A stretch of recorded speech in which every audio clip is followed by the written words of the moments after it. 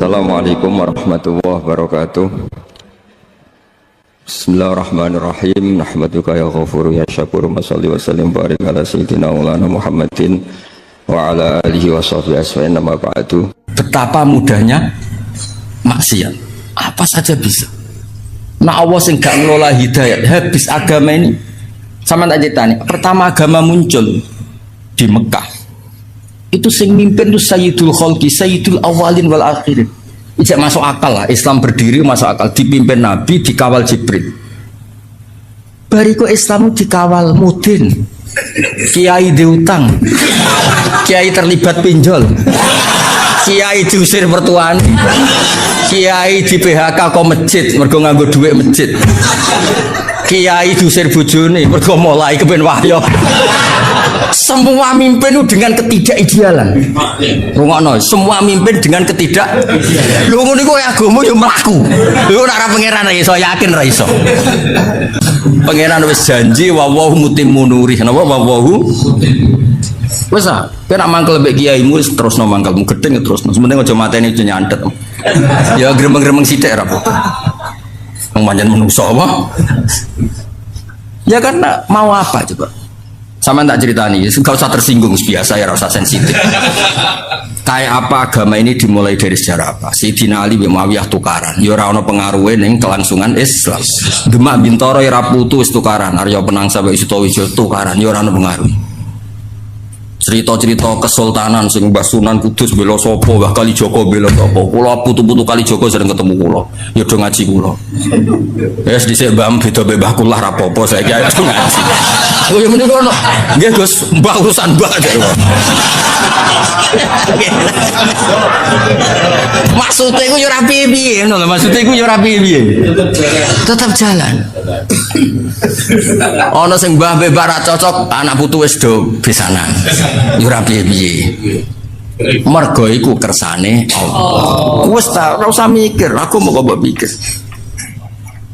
Bento ge mikir agama.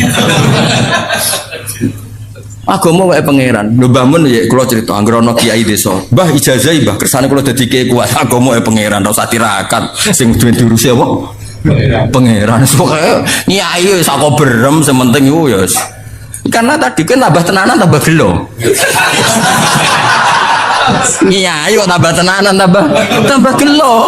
Ora tambah apik, tambah gelo. Lah aku sapal rai-rai ngene iki ku cara orang ana tenanan ya. Iya sawangane mbak aku samine waton, nah beda paslon wis mau nurut ya. Ben roh aku imanem sepiro. Wes as, kowe kabeh loyal mbek aku. Misale beda paslon, mesti kowe ngobyek dhewe tetep. Apa lagune wis. Ya udah ngatur ya. Kan kula nu didhawuhi Mbah Mun, didhawuhi bapak nak ngandani ngene tok. Ha nak ngiyai ra usah tenanan, sing tenanan ikhlase. Maksudnya mulang wis mulang ae ra usah bayangno terus kowe loyal samine wis ra mulang wis mulang. Gelo. Wis biasa sing tenanan iku ikhlase. Mulangi biasa, mesti biasa mulang ya mulang, ora usah memaksakan paham, memaksakan malah kaku. Wis kakek diamuk bojo kon paham. Selamat tok wis apik yo. Wis hidayah tuh pangeran. Oh sampean delok kados Amerika, Inggris, Eropa kayak apa? Ini komunitas muslim nggih kuat, masjid nggih kuat. Teng Jerman kayak apa? Diskusi Islam nggih kuat. Dari enggak ada masjid menjadi ada. Agak pangeran mboten saged. Ngelola Islam ning daerah non muslim. Nang desa-desa ya padha, wong do kedonyan ngono. Ngono ku Islam yo mlaku. Musolane mok loro penceng. Kiai niku ya apa kula nate penelitian. Ono kiai nyun sewu dagangane dagangan kawuk sliro niku. Carane kudus wis ora masuk orang ora dadi kiai. Kiai tak takoki bareng wis dadi kiai. Nang desa ya mergaen, jenengan kok mergaen ngono. Kula nggih ngerti Gus, kula nate mondok pedotan kan, mondok morong tahun. Ku yo krungu-krungu kabar ngono iku jare harap. Tapi kula niku sebuti malih mergawe kula niki. Ya tetap nyai. Mulane bapak kula nu sering wasiat teng kula, kowe nak ngiyai aja nganggo standar ideal. Sing ideal ben Kanjeng Nabi wae. Kowe tetep kiai wae. Ya sing ngene-ngene wae. Maksudnya sing maksum sing sempurna ben Kanjeng Nabi, kira usah melok. Karena enggak gampang. Makanya saya dari mengenang khasnya Sayyidina Ali itu ada wiridan yang harus dibaca 9. Iku Ali maca mok 9, 8. Nak Nabi maca 8 dek itu takoki. Kena apa kok ngoten? Adaban ma Rasulillah sallallahu alaihi wasallam. Jadi kadang-kadang ulama malah jarang ben sing sempurna ben Kanjeng. Lha sing sering diajar Mbah Mun, wong berbakas kitab-kitab tirakat. Iku kitabe wali, wong kowe ora. Wali. Soalnya wong kudu turune sithik mangane sithik iku bakasan wali. Lah nek ora wali mangan sithik turu sithik muk kurut tok tetep ora wali. Jadi bangun takoki lho sesine mukabab kabeh sing tau ngaji bangun mesti anggere ngaji bab wali mesti ditutup tapi iku wali wong kowe ora wali. Ora terikat tadi wong nek ora kelas ora sama maksa. Tuh kali. Wayah ku sunah Rasul, mulane iki kesunatan wayah. Sing diwayah Nabi ku bangga dul. Sapa sing ra bangga di mantu Kanjeng Nabi? Lah di mantu raimu ku bangga tau. Mbok yo wong ngilo. Sama tak cerita di Juwairiyah iku garwane Nabi. Banil Musthalib ku wong paling gedeng Kanjeng Nabi. Singkat cerita perang ya. Orang-orang sahabat sing ditawan Bani Musthalib nggih kathah, Bani Musthalib ditawan Kanjeng Nabi nggih kuatah. Mula itu cakap perang. Singkat cerita itu terus Nabi nikah kalian Juwairiyah. Juwairiyah itu Sayyidatu Banil Musthalib. Niku ya terus wong dibebasno kabeh. Azharu Rasulillah saiki sak kampung Banil Musthalib wis minangka bisane Nabi, culno iku mono bisane Nabi. Kan agak pamane Juwairiyah mbok misanane mbok pindoane.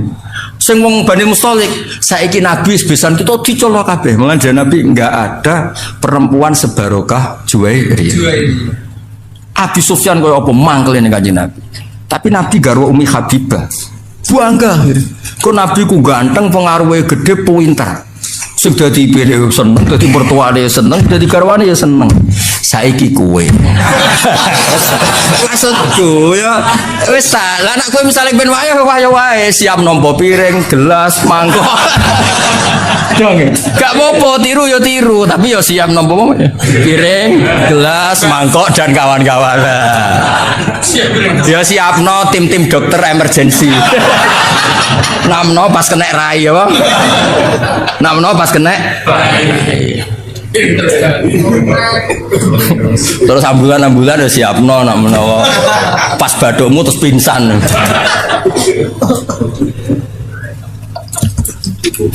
Barang ra padha kok di. Mulane nak bapak nasihati kula iku. Kowe niru Nabi ku niru sing standar manusa biasa. Aja niru maksume. Nabi ku beda. Mulane terus kitab-kitab fikih ana bab khosais napa?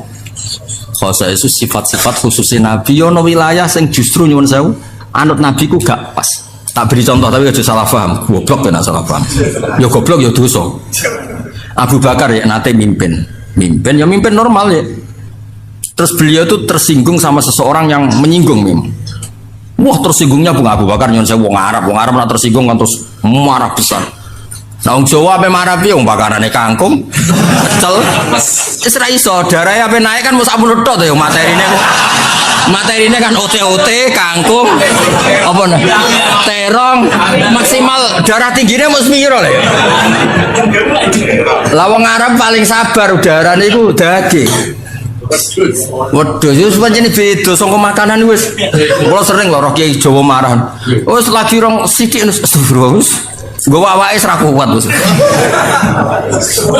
Singkat cerita Abu Bakar itu dibikin marah sama seseorang. Marah betul, wajahnya tuh kemerah-merahan. Si loyalis Abu Bakar, cara saya pas pamprese, beliau sudah khalifah. Idzan ya, kalau engkau memberi izin orang itu tak bunuh karena menyakiti hati Anda. Orang Arab.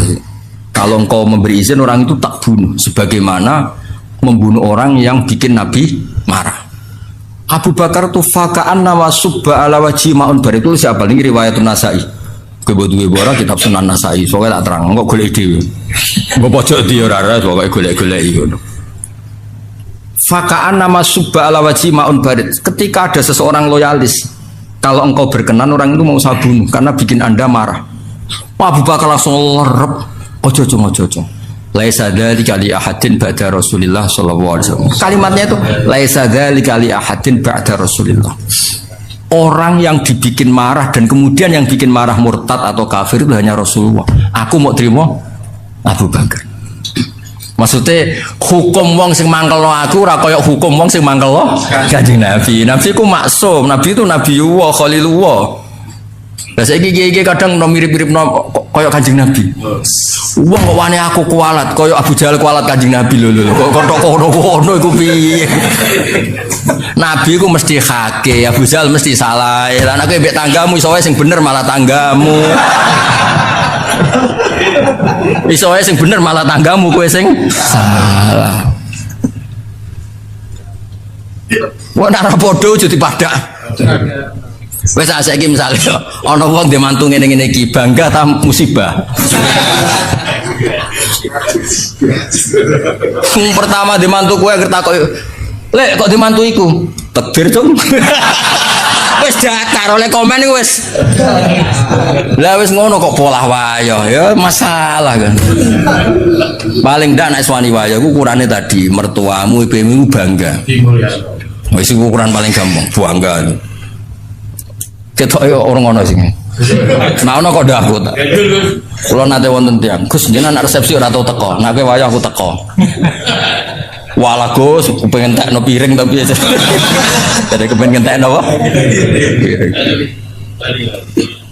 Ya eling-eling ya. Jadi masalah anut Nabi ku sahabat lah ya mikir-mikir. Ning bab sing ubudiyah lah anut ya sing adnal kamal. Apa adnal? Misalnya Nabi sholat tahajud itu semalaman. Abu Bakar, Umar ya mau siti. Bahkan Sayyidina Utsman ngriwayatno hadis, "Kena salat isya fi jama'atin fa kana ma sholla nisfal lail." Koma nisfal lail. Nang kok suwe wis fi jama'atin fa kana ma koma al-laila kullah. Jadi mulai dimodifikasi. Wis aja ngrasa tahajud ora usah witir. Kowe salat isya fi jama'atin setingkat nisful lail. Engko subuh fi jama'atin padha karo koma al-laila kullah. Iku ya dawuhe Kanjeng. Ya wis milih sing iku wae kok malah jajal wiridan suwengi. Ya, wis ora mandi kesel.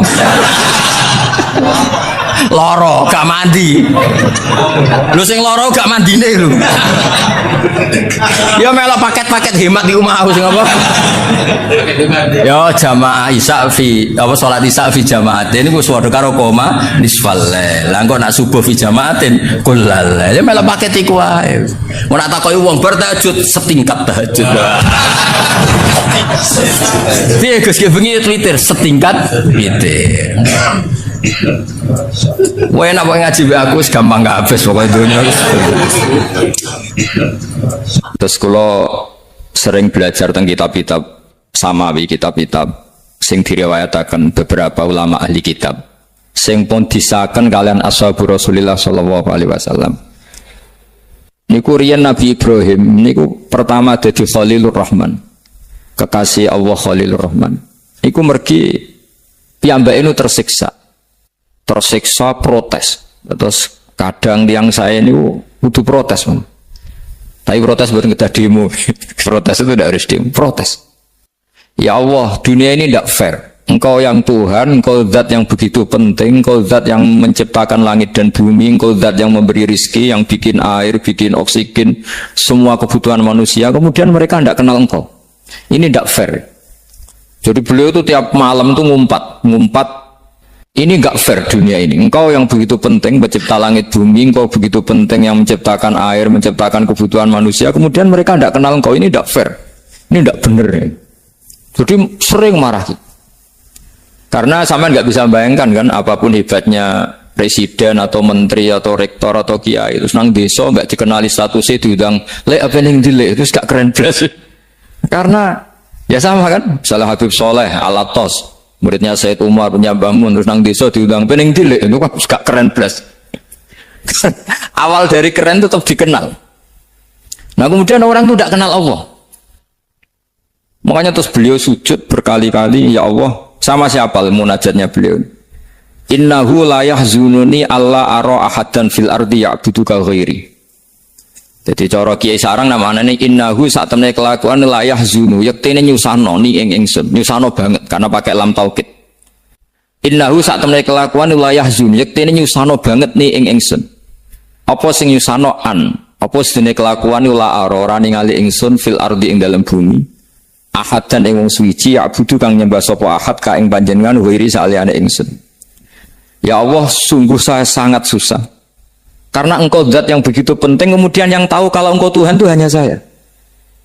Sampai ngenes enggak? Misalnya ada orang melihat saya itu marhafid, kemudian tidak tahu kalau beliau orang alim. Sampai sebagai muridnya ngenes enggak? Ngenes kan? Ada orang memperlakukan Mbah Mun tidak tahu kalau beliau seorang alim alama. Kita sebagai santrinya ngenes enggak? Ngenes. Nah ini Allah yang Tuhan, kemudian orang tidak ada yang memperlakukan dia sebagai Tuhan. Bahkan nyebut saja tidak mau. Itu ketersiksaannya Nabi Ibrahim. Kalau kita kan tersiksa mergo ora di duwe, ora payu rabi, terus sing wis payu rabi ora iso wayo, ya gitu ya. Macam-macam kesalahan.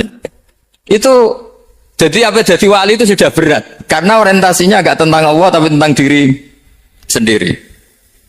Ana sing susah proposal ragu ya Mas Angkol. Macam-macam. Artinya Nabi Ibrahim itu orang yang benar-benar Khalil Rahman. Beliau tersiksa ini karena dunia dianggap gak fair. Masa Allah zat yang begitu penting kemudian mereka nggak tahu. Maka awal dari nubuah itu apa? Menaukan al-i'lan, mempermaklumatkan Allah di alam raya ini. Makanya nggak ada nabi kecuali memaklumatkan diri. Saya dulu awal-awal Habib Soleh mau nyai saya bilang orang alim itu harus ngaku kalau alim. Habib juga harus ngaku kalau Habib. Yang orang miskin tidak usah ngaku sudah konangan. Wong elek ora usah ngaku wis kata ora elek. Karena agama ini pertama yang menolong itu memaklumatkan. Sehingga pertama Nabi jadi Nabi dari Gua Hira, pertama apa? Cara saiki nggih kira-kira memaklumatkan. Tapi reso dibahasano jumpa pers. Tapi yang jelas pertama yang dilakukan Nabi setelah di Gua Hira apa? Memaklumatkan diri kalau beliau adalah Nabi. Sehingga dikumpulkan semua, terus beliau memaklumatkan diri kalau saya ini Nabi. Karena nggak ada artinya Allah kalau tidak dimaklumatkan. Makanya di Quran itu kalau menyebut Allah atau menyebut kebenaran selalu dimulai dengan kata fa'lam. Harus dimengertikan. Kita ngerti kemudian mengertikan ke orang lain. Makanya saya sering dulu bilang ke Habib Soleh, nggak boleh orang soleh menyembunyikan diri. Karena nanti kalau orang-orang soleh menyembunyikan diri, sing zuhara ala wajhil ardi adalah sesuatu yang enggak benar. Coba misalnya gini, orang bisa terhibur lewat dangdutan, terhibur lewat maksiat. Sementara orang enggak bisa terhibur lewat thala al-badru alaina, asyraqal qanub tihaja dan sebagainya. Maka orang-orang soleh adalah orang yang bisa memaklumatkan Allah, memaklumatkan Rasulullah, memaklumatkan Quran dan supaya itu diterima. Karena awal dari orang terima itu tahu dulu. Nah ini tahu saja enggak. Makanya Nabi Ibrahim susah, ya Allah, engkau zat yang begitu penting kemudian tidak diketahui. Ini apa-apaan, enggak fair.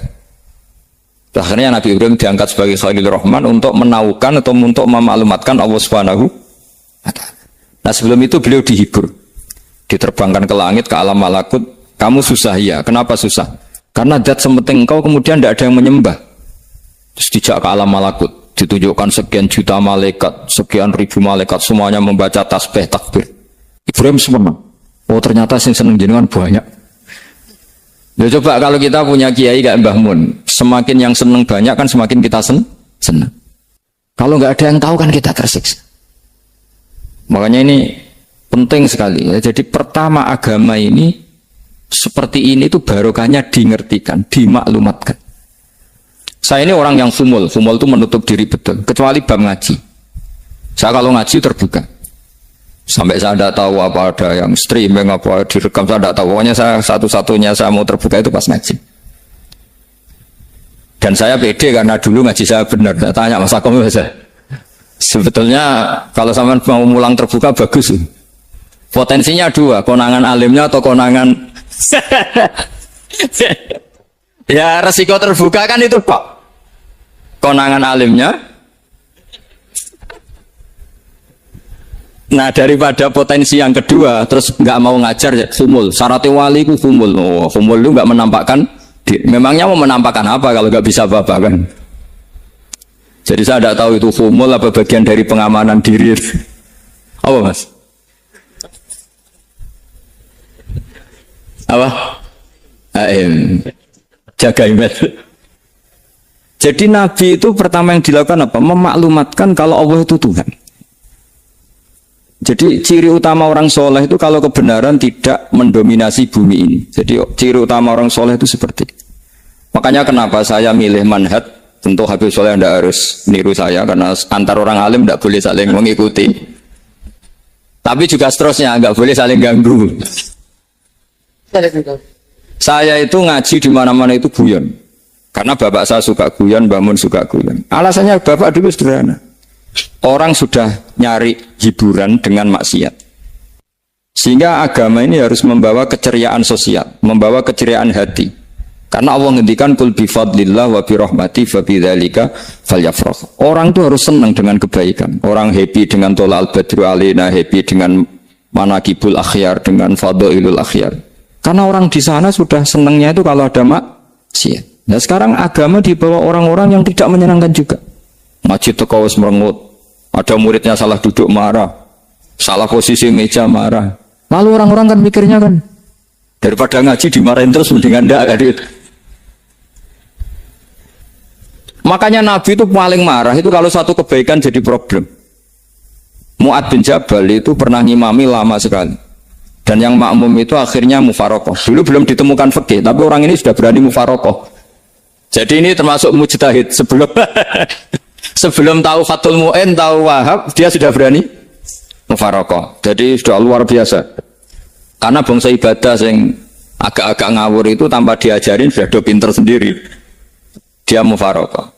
Ketika dia mufarokoh, komentarnya Mu'ad, dia munafik. Sholat belum selesai kok mufarokoh. Singkat cerita Mu'ad melaporkan itu ke Rasulullah. Si tukang penggembala ini juga melaporkan ini ke Rasulullah. Tapi apa kata Rasulullah? Yang Rasulullah itu yang bela, malah bela yang penggembala tadi. Afattanun anta ya Mu'ad. Kamu itu tukang fitnah. Agama ini kalau kamu model begitu orang lari. Basyiru wala tunafiru, yassiru wala tu'asir. Padahal ini baca Quran panjang. Harusnya akan ibadah. Tapi karena ini menjadi problem sosial, orang menjadi tidak nyaman jamaah, itu sudah disalahkan Nabi. Karena tadi, kalau agama ini jadi problem, maka masalah besar. Makanya sifat dasar Rasulullah itu apa? Khofiful ma'unah, biayanya murah. Makanya saya ngaji di mana-mana ya suka seperti ini. Mejanya enggak jelas, pengunjungnya juga enggak jelas. Semakin kacau semakin baik kira-kira. Nah ini pengunjungnya juga seperti ini kan. Nanti sampean yang beda tuh. Jadi tak beri hak gue selesai ini namanya aqomaddin. Kalau faman taroka fakot. Jadi pilihannya kalau gak aqomaddin ya ada maddin. Jadi kenapa banyak kiai yang ceria? Karena tadi satu-satunya cara kita menandingi hegemoni maksiat adalah pembawa taat itu ceria. Karena orang itu mesti mencari kebahagiaan. Sebab itu para nabi itu mengajarkan agama ini dengan cara yang bahagia. Misalnya mangqala la ilaha illallah dakhalal jannah. Nabi tidak ngendikan gini, mangqala la ilaha illallah terus salatnya benar, puasanya benar, belajarnya benar, jadi kiainya benar. Wah itu kalau itu panjang sekali, banyak yang enggak masuk surga. Sementara kubu yang lain kampanye sudah tenang bersama bapaknya di surga. Lah kita kampanyenya konsolat ra mesti ditompo. Poso ora mesti ditompo. Wis repot, syaratnya ditompo ikhlas wangel. Kowe ora bakal iso. Berarti maknane kan ora bakal mlebu swarga. Akhirnya wong kan mikir, wis salat tetep ra swarga, poso tetep ra swarga. Mendingan ra salat. Jadi kita ini kan bersaing sama kampanyeku sebelah gitu. Makanya saya milih manhaj pokoknya Islam apik. Tapi bukan berarti saya menyepelekan aturan-aturan dalam sholat, karena yang kampanye itu sudah banyak. Biasanya kiai-kiai sing kereng kampanye tentang sing kereng-kereng. Itu saya manfaatkan, ya sudah, itu bagian jenengan. Jadi orang itu harus mikir. Agama Kristen itu diterima di Eropa di mana-mana. Di antara sebabnya adalah karena orang dijamin masuk surga. Orang mau kayak apa faseknya tetap kalau mati bersama. Kita enggak, sudah kiai, sudah mulang terus masih didoain. Semoga amal baiknya diterima, amal buruknya masih ngeper apa? Dan itu santri saya nanti kalau ziarah saya tuh ya Allah ampuni Gus Bah ampuni. Itu kan ngeyak orang itu maksudnya. Maksudnya bukan, makanya saya pernah ketemu orang yang berfaham Wahabi. Dia nuduh kalau orang doa ke mayit itu minta sama mayit. Saya bilang, saya saja yang jadi mayitnya nggak siap. Kok bisa? Doanya itu doa ngeper. Masa sama gurunya bilang gini, Allahumma ingkana muhsinan fazid fi ihsani wa ingkana musian. Masa gurunya ditaklek? Jadi dia tidak yakin betul kalau gurunya muhsin.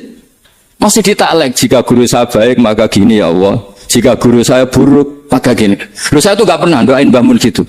Anggap gak sopan. Jadi kalau saya berdoa ya Allah, jenengan izzihi apa ya, jenengan balas lah.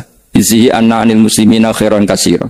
Wa antal ghafurur rahim wa anta gitu. Saya enggak tega muni wa ingkana musian. Jadi kayak ada sopan deh. Lo kalau aku yang mati sapi lagi. Balik malam. Ingkana musia. Malah ada terusannya bahwa kadalik. Jadi makanya mereka kan sering pakai dalil. Andai kan tradisi itu benar, maka yang paling pertama melakukan itu sahabat. Selalu mereka berargumentasi kalau itu tradisi yang benar, maka pertama yang melakukan itu sahabat. Ya nggak mungkin sahabat masa bilang ke Nabi ingkana. Bisa kafir berat kan? Masa kesolehannya? Loh, andai kan Syaikhul Qadir wafat di mana ini ngomongin? Beduk. Saya tidak akan berdoa seperti itu. Oh bisa marah Syaikhul Qadir jalan ini. Masa kesalahan beliau di ingkana musinan sama ingkana musian. Jadi orang tuh harus mikir.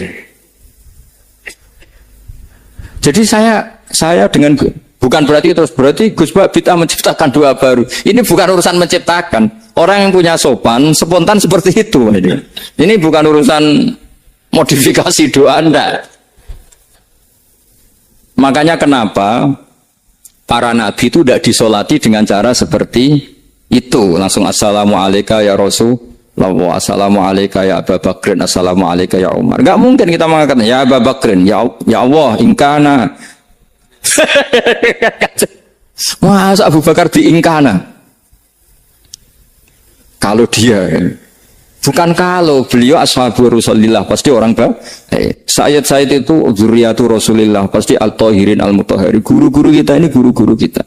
Jadi tolong doa itu. Nah, kalau terpaksa doa wa ingkana musian, anggap saja hafalnya hanya itu, tapi jangan dijiwai, apa? Jangan apa? Dijiwai. Kalau ditanya, "Lho Gus ini orang soleh kok doanya wa ingkana musian?" Itu kan guru jenengan, apalku ikut tok. Tapi ora usah dimaknani, apa?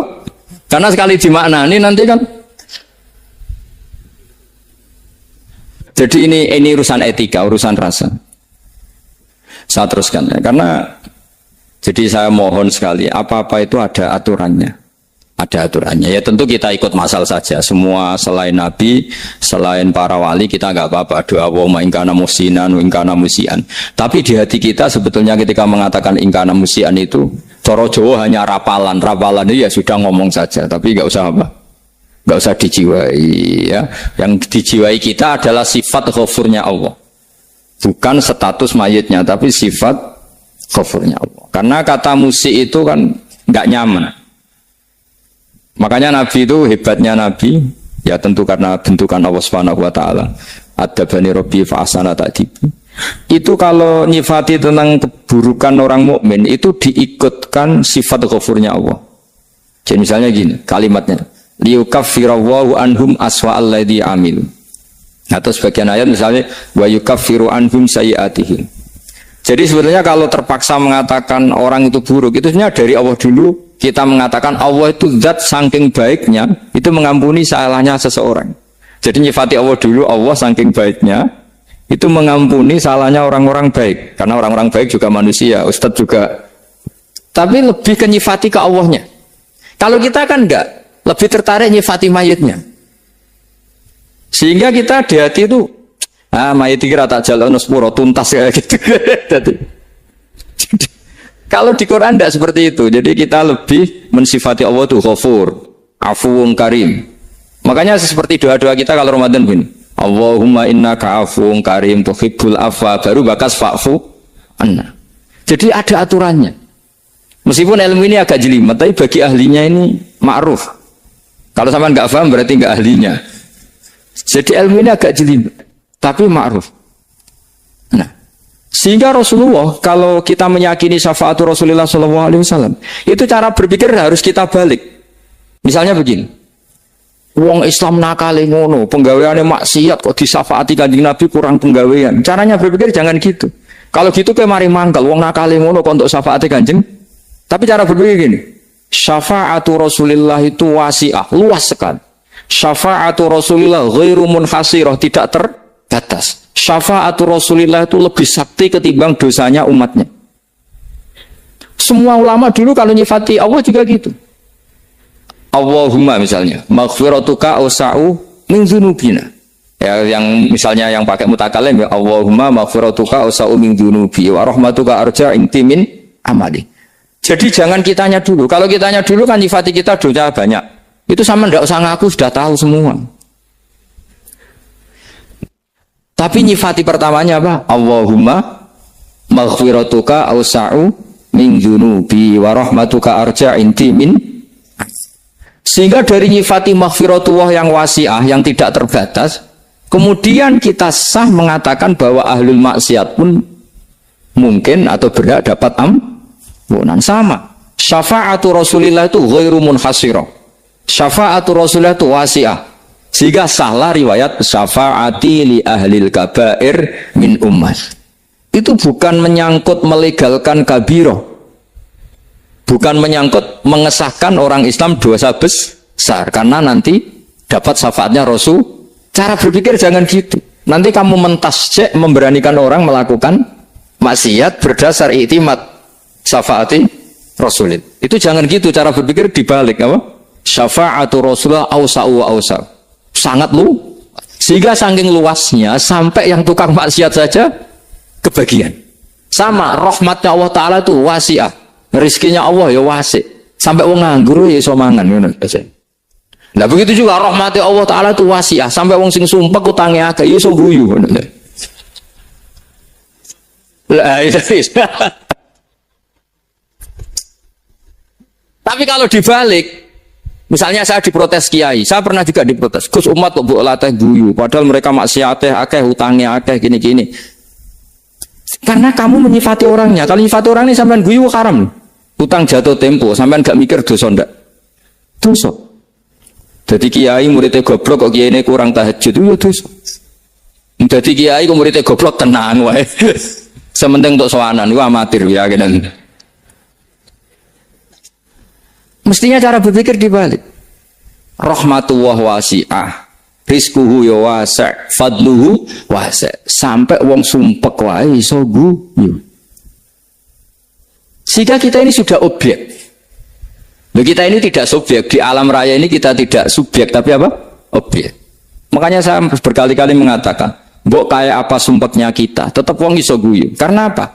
Allah mensifati dirinya wa annahu wa adhaka wa abka. Allah itu adhaka, zat yang memberi orang iso guyu. Wa abka lan zat sing maringi wong iso nangis. Karena sifatnya Allah Ta'ala pasti nafidzah. Sifatnya Allah Ta'ala pasti terjadi. Dan kita objek. Maka wong sumpek utange akeh, bojo ora percaya, tangga ora percaya, oh nang guyu banter-banter. Karena Allah ku adhaka, zat sing maringi guyu. Wa abka. Sudah presiden, sudah gubernur, sudah menteri. Nah Allah kepengen nangis, no yo nangis.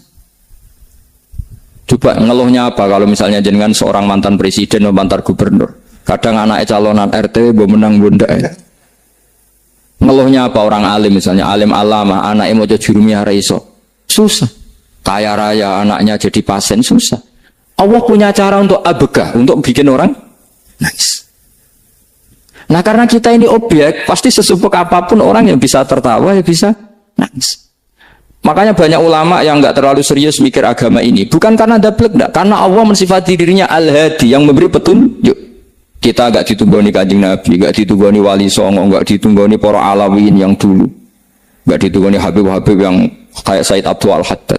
Tapi karena Allah itu Al-Hadi, yang memberi petunjuk, dan sifatnya Allah Ta'ala la bida wa ya entakuna nafidah. Sifatnya Allah pasti nafidah.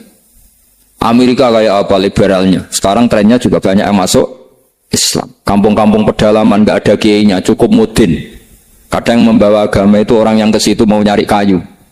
Orang yang di pedalaman Kalimantan, Sulawesi itu pertama itu nyari kayu. Tapi bawaan hidayat, lama-lama bikin masjid. Saya pernah di Korea, ke sana orang nyari uang. Niatnya juga nyari uang, tapi akhirnya tersiksa kalau enggak bikin masjid. Karena apa? Karena Allah itu Al-Hadi, zat yang memberi petunjuk. Nah, kamu tidak usah khawatir. Agama ini pasti jalan ila yaumil qiyamah. Karena Allah Al-Hadi. Sama. Mbok kamu umat mbok weden-wedeni kowe ku amalan ora mesti ditampa. Nek ora ditampa mlebu neraka. Ngono mulai ngaji ya tenang ae. Tenang, santai. Bahkan kadang bilang gini, Pak Yai tadi gak bener, masa ngecap orang mlebu neraka. Kita yang masyarakat aja gak tahu pintunya, Pak kayaknya tahu pintunya. Karena orang itu punya cara. Loh ya betul. Orang Bedui itu kalau ngaji sama Nabi itu lebih unik timbang yang soleh, timbang yang pinter. Sehingga banyak ilmu itu ditemukan dari orang Bedui.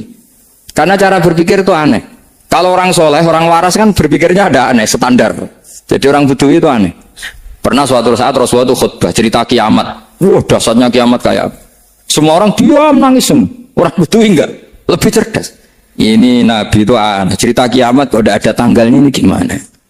Orang nangis semua karena dasarnya kiamat kayak gitu. Bumi dihancurkan wus. Pantas sudah nangis dewi-dewi. Ya ono sing nangis pabrik banyune macam-macam ya. Ini kalau kiamat gimana? Ini perjalanan air kemasan saya kan orang mikir.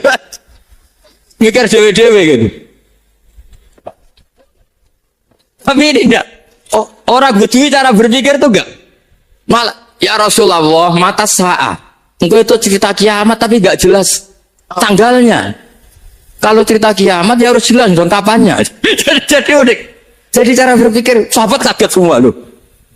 Kaget. Karena enggak kepikiran. Nabi A'radu itu mengabaikan. Banyak sahabat yang menganalisis lam yasma kan. Nabi memang nggak dengar sehingga mengabaikan. Ada yang analisis lagi sami'a wa kariha. Sebenarnya Nabi dengar cuma nggak berkenan karena tengah-tengahnya khutbah kok tanya. Tapi si Arabi ini cerdas, masuk akal kan? Misalnya mau pilihan presiden, orang mesti tanya kapan kan gitu. Ya kan? Mau ganti presiden atau ganti bupati, takarannya orang kan kapan? Kayak Mas Akom jadi wali ndak? Pertanyaannya kan kapan? Kalau jatuhnya kan sudah ya. Sehingga tanya, mata sa'ah ya Rasulullah. Lama-lama Nabi diangin-angin dulu. Bener juga orang ini. Saya cerita kiamat kok gak jelas kapannya. Ini Nabi menjawab. Tapi karena Nabi orang-orang yang sangat pinter, tanya balik. Ma'adat talah. Lalu kalau kamu berani tanya kiamat kapan, saya tanya balik. Ya persiapan kamu apa? Jawabnya santai saja. Fawwah ma'atatulah kabira sholatin wala siyamin walakinni uhibbuka ya Rasulullah. Saya enggak menyediakan apa-apa, sholat saya biasa aja, maksudnya standar. Ya kira-kira 5 waktu pas. Ya jenis saya lah kira-kira gitu. Wala kabira siyamin, dan saya puasa ya standar saja pas. Walakinni uhibbuka ya Rasulullah. Tetapi saya mencintai engkau ya Rasulullah. Jawabannya Nabi apa? Almar'u ma'aman ahabba. Sebagian riwayat anta ma'aman ahbabta. Jodoh hadis itu populer tuh barokahnya wong desa. Andai kan dia punya etika maka sowan dulu tanya 4 mata. Itu jadi hadis ahadi. Tapi barokahnya dia selonong di depan umum. Zaman Nabi khutbah itu jadi hadis mutawatir. Jadi kadang barang baik itu barokahnya orang yang enggak baik. Maksudnya suul adab.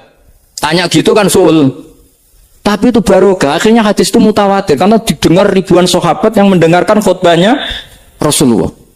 Tapi kalau hadis itu satu-satu kan khassani bidzalika Rasulullah, khassani bidzalika Rasul, itu nanti jadi hadis ahadi yang kualitasnya jauh di bawah hadis mutawatir. Jadi barokahnya orang sulat dia ada. Karena Allah yang mendesain ini. Akhirnya kata sahabat, kata Anas bin Malik, mereka itu mantelnya bukan main sama Arabi tadi karena tanya nggak sopan sama Rasulullah.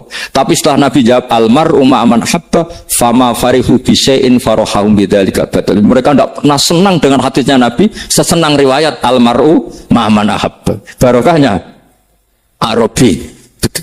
Makanya saya sebagai kiai ini, bedui saya tak pertahankan ila yaumil qiyamah. Karena umat ini pernah terbarokai oleh orang apa? Bedui. Subal barokai suladab tadi. Jadi mohon ini supaya majelis ini kan majlisul ilitorti Rasulullah, coba terlatihlah mengatakan Allah itu subjek, Allah itu al-fa'ilul mukhtar, Allah itu al-fa'ilul mukhtar, Allah itu yang menentukan alam ini. Dan Allah mensifati dirinya wa annahu wa adhaka wa abka. Allah itu zat yang memberi orang itu bisa tertawa. Dan Allah juga yang memberikan orang itu bisa menangis. Mau kayak apa kamu neror umat, amal nggak mesti diterima gini-gini. Ternyata neng majelis nangis sih, mulai ya. Kadang guyu-guyu ngenyak tenang nih. Daripada apa ya agak-agak produk orang yang dohirnya beda dengan batinnya, nggak perlu distatuskan seperti itu. Ya sudah biasa saja. Jadi, nah, fi muqaddimihim, imam besar dalam manhaj ini namanya Abul Hasan apa? Asyadzili. Abul Hasan Asyadzili itu kalau ada orang tanya gini, Beb saya ini susah, sholat saya tidak mesti diterima Allah gini-gini, marah. Enggak usah. Kafa bika jazaan an radiyaka laka ahlan.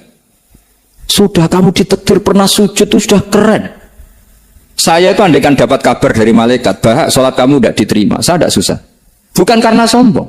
Pernah ditakdir sholat sujud ning Allah itu keren. Kayak apa malunya kita ketemu Allah kemudian kita di bumi tidak pernah sujud. Makanya cara Abul Hasan Asyadzili kau rasa mikir sholat di tombol taruh rasa mau mikir. Kau ditakdir tahu sujud itu hebat. Kafa bika jazaan an radiyaka laka ahlan. Cukup kamu mendapat balasan dari Allah, kamu pernah ditakdir sujud. Gak perlu ngaji alim alama, segowo sawi ngalor ngidul jalalain keren. Paling gak malaikat pernah melihat kamu, gue tak kitab kudi. Gak penting paham kamu nih, karena isra bakat paham nih. Jadi Abul Hasan Asyadzili adalah orang yang, dan itu Al Hasani ya, dan itu Al Hasani. Makanya macam-macam kita yang Al Husaini sudah kita punya fakih muqaddam, punya banyak. Di Al Hasani yang paling populer diantaranya adalah Abul Hasan Asyadzili. Beliau itu kalau ngendikan sesuatu itu positif terus. Termasuk itu ketika ada orang resah sholat saya diterima ndak, kata beliau wis kowe sing support nak ditetir tahu sujud. Saya itu sebetulnya kadang-kadang miris, sholatku tompo ta ora, tapi saya sangat sadili. Sangat sadili. Saya enggak pernah berdoa ya Allah ibadah kami jenengan terima ndak, karena takut kalau doa gitu keterusan itu terus ditompo ora ya. Akhirnya keterusan gitu. Akhirnya ngenes. Masa orang pernah sujud ngenes? Lama-lama gini setan masuk. Apa artinya saya sujud ternyata gak diterima? Lu wong kawula kok iskal tentang pernah sujud. Itu kan ibarat gini, kamu ngasih uang sama orang tua kamu, misalnya Habib Soleh ngasih uang Habib Ali, terus apa artinya tak kasih, kemudian beliau tidak terima kasih, itu kan lucu. Terima kasih tidak terima kasih, seorang anak ngasih orang tua itu keren. Makanya saya bangga dengan Habib Soleh ketika beliau mengumrohkan Habib Ali, sudah mendaftarkan haji Habib Ali. Gak usah mikir diterima apa enggak. Wes keren, itu sudah perilaku yang keren, yang hebat. Makanya saya sering tuh, ada orang mau cerai tanya saya, Gus saya ini cerai gak, istri saya kurang ajar gini. Gak usah. Wah bojoku lo judes. Uang di bojoku keren, paling gak kowe ra darani jomblo.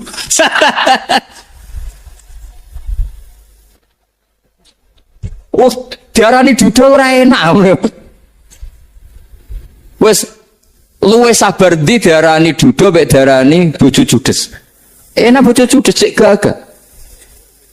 Di bojo lah. Oh, provokator itu. Jadi kafabi jazaan an radiyaka laka alam, sudah ditakdir pernah sujud itu sudah keren.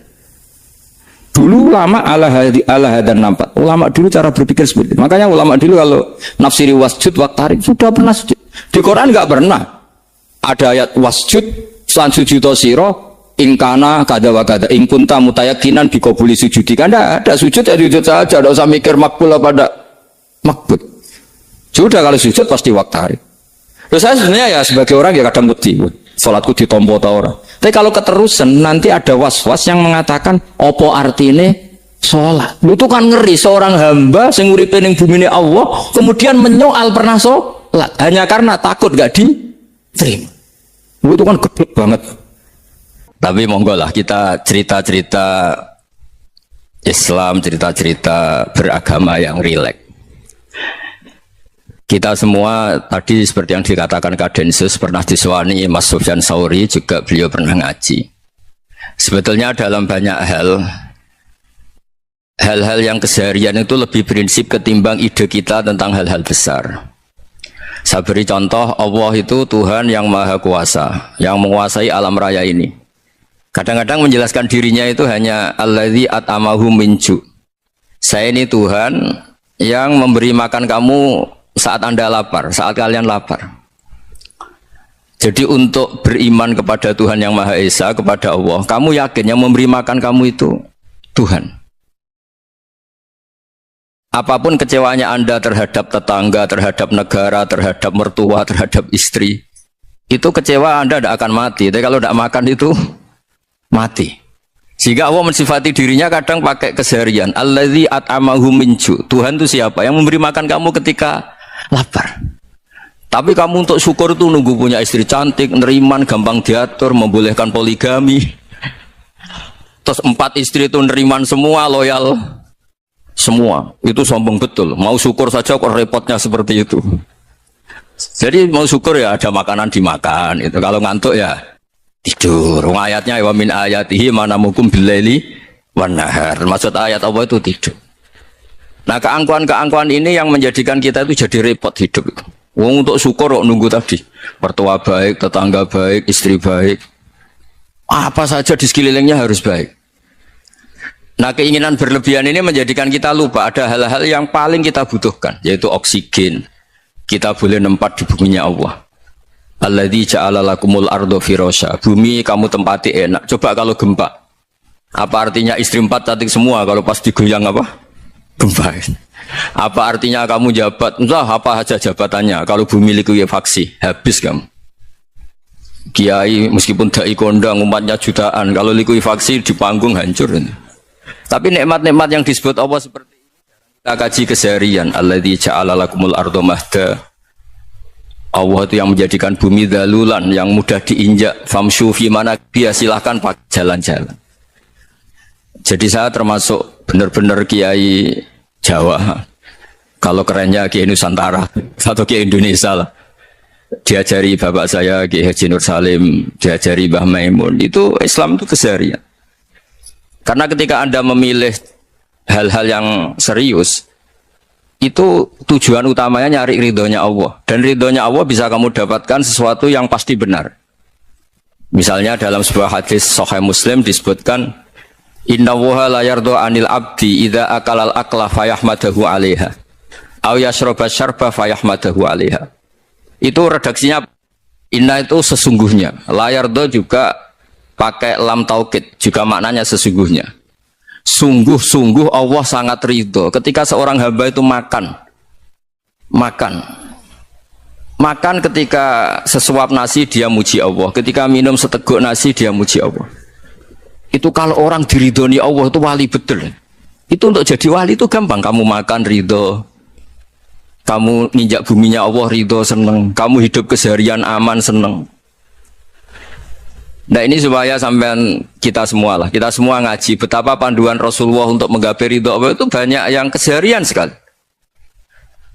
Saking kesehariannya banyak dalam hadis dan itu sahih. Nabi menyebut hal-hal yang keseharian. Hatta ma tas'alu fi fimra'atika. Kamu punya uang, kemudian istri kamu bisa makan, itu ibadah. Bahkan sebagian ibadah itu dicontohkan Nabi yang akhirnya diprotes sahabat. Yaitu wa fi buti ahadikum sedekah. Kamu menggauli istri kamu itu ya sedekah. Sampai sahabat bilang, yang benar ya Rasulullah. Ayati ahaduna syahwatahu wa huwa lahu ajrun. Masa urusan biologis, urusan syahwat kemudian dia dapat pahala. Nabi menjawab, alai salawadu'aha fi haramin aka'ana alaihi wisrun. Bagaimana kalau dia meletakkan ke yang tidak benar, itu kan dosa. Nah, hal-hal seperti ini yang saya ingin teman-teman semua lah, semua. Saya juga agak ingin ngaji demi Anda juga agak ingin. Itu dosa sekali ngaji kok, pesanan kelompok tertentu itu gak boleh. Islam itu untuk semua, jadi ya cuma karena di depan saya jenengan ya seakan-akan jenengan korbannya. Itu ada ilmunya dalam usul fikih itu. Jadi orang itu harus ngaji usul fikih. Nama yang disebut, mungkin Mas Sufyan masih ingat zaman ngaji usul fikih. Nama yang disebut itu tidak jaminan sebagai prioritas perintah. Jadi misalnya gini, kebetulan yang di depan Nabi itu Abu Dzar. Nabi ya bilang, ya Abu Dzarin ini uhibbuka misalnya, atau ya Mu'ad ini uhibbuka, atau ya Abu Hurairah ini uhibbuka misalnya. Banyaklah riwayat yang Nabi nyebut ya Abu Dzarin, ya Mu'ad, ya Abu Hurairah. Kemudian misalnya Nabi meneruskan khitab, ini uhibbuka, saya mencintai kamu, fakul dubur sholatin, atau sebagian riwayat disebut fala tada'anna dubura kulli sholatin, Allahumma inni ala dzikrika wa syukrika wa husni ibadatik. Saya mencintai kamu, siapa saja. Mu'ad bisa, Abu Dzar bisa siapa? Saya mencintai kamu, mohon kalau habis sholat kamu jangan lupa wiridan Allahumma a'inni ala dzikrika wa syukrika wa husni ibadatik. Ya Allah, tolong kami permudah supaya mudah ingat engkau. Anda tidak bisa mentang-mentang, nama saya Parmin, nama saya Purnomo, itu yang diperintahkan Mu'ad misalnya. Jadi yang disebut satu, tapi khitab itu untuk siapa saja.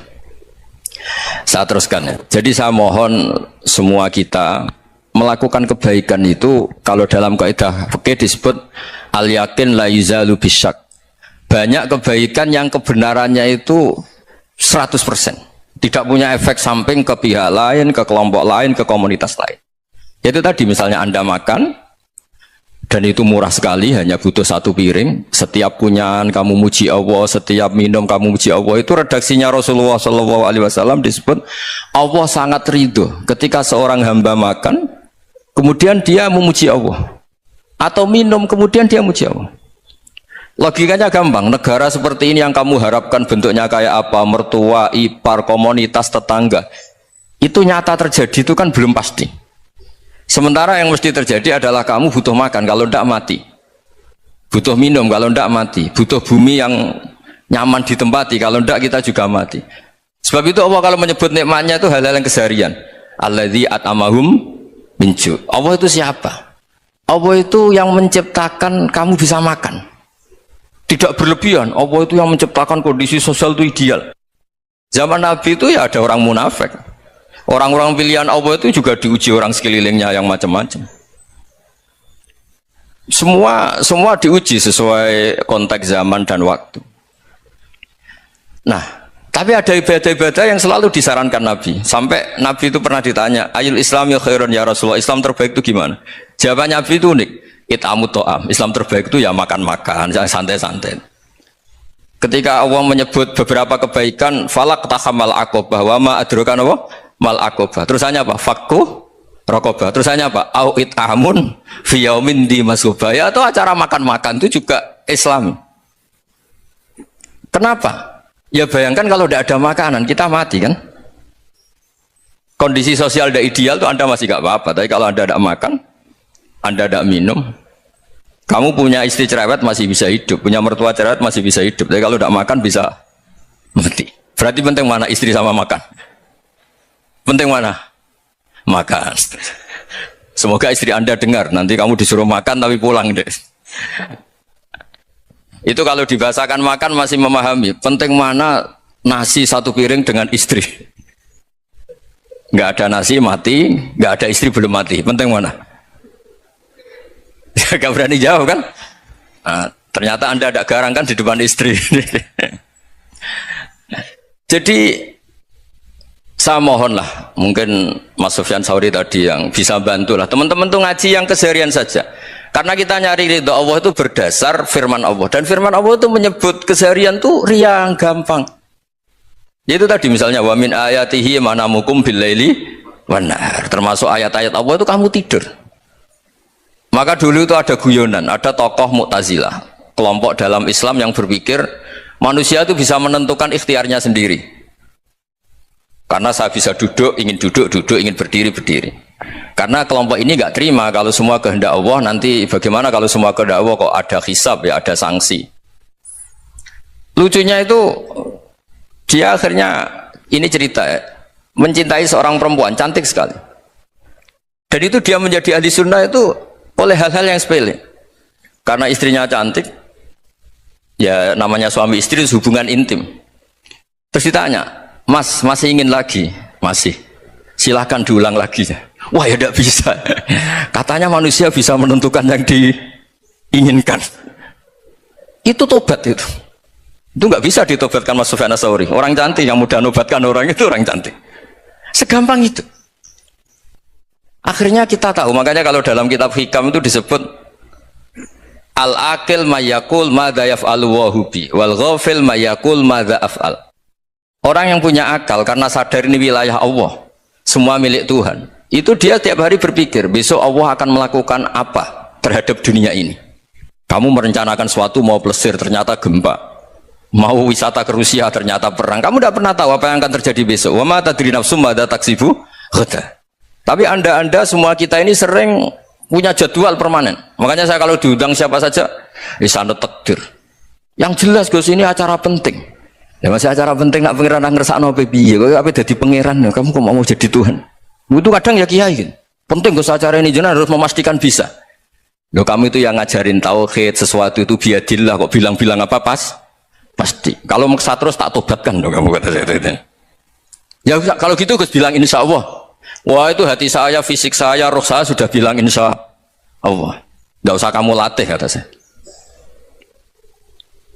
Nah hal-hal tauhid keseharian itu gampang sebetulnya. Wal ghafil yaqulu madza af'al. Tapi orang yang lupa Allah dia setiap hari bilang besok apa? Kita bisa melakukan apa? Seakan-akan dia itu aktor, dia penting, dia subjek permanen, dia. Padahal kita ini hanya objek kehendak Allah Subhanahu wa taala.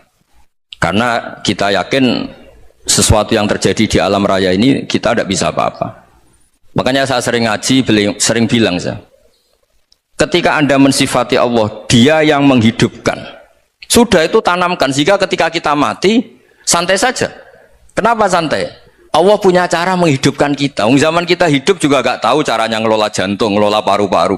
Kamu juga gak tahu ngelola oksigen yang tidak beracun, tidak ngandung polusi. Tahu-tahu hidup. Gak ingin tua ya tahu-tahu tua. Gak ingin mati tahu-tahu mati. Selama ini kita hidup juga gak tahu apa-apa sebetulnya. Hanya gaya tok, punya jadwal, punya planning. Kalau kamu bisa menentukan pilihan Anda, pasti Anda istrinya cantik, 4 neriman semua, kona'ah semua. Nyatanya enggak kan? Sudah 1 jelek, cerewet. Wah itu kan. Nyatanya enggak bisa apa-apa Anda kan? Dan kamu bawa mati lagi. Itu kan istri Anda juga gitu, punya keinginan punya suami yang ganteng, yang jabat, yang neriman, yang enggak poligami. Ya enggak kesampaian juga. Kalau kita ngitung tingkat kegagalan kita itu gagal terus. Ya kan? Nah, terus ingat Allah, madza yaf'alu wa bi. Orang yang punya akal selalu berpikir Allah itu menghendaki apa terhadap saya. Lalu sama-sama orang itu.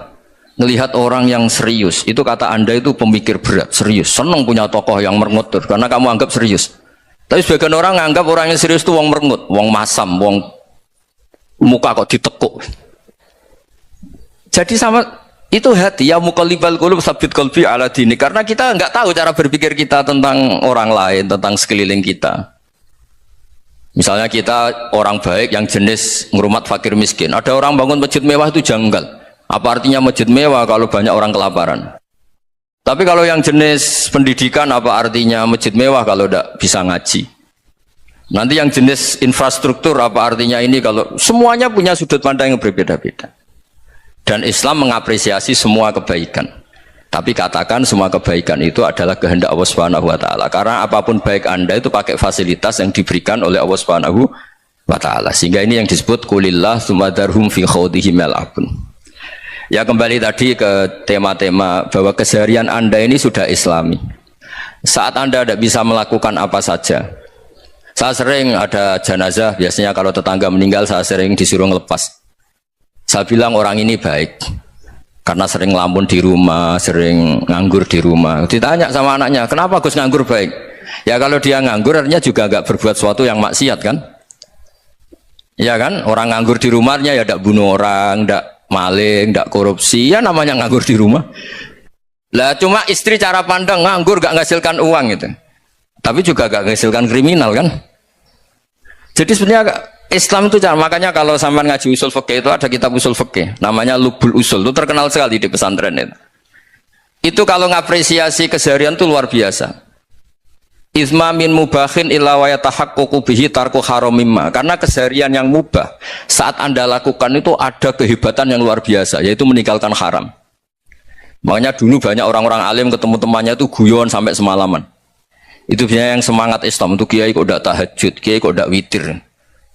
Orang yang sedang mapan uangnya banyak, malam itu udah kelayaban itu sudah luar biasa.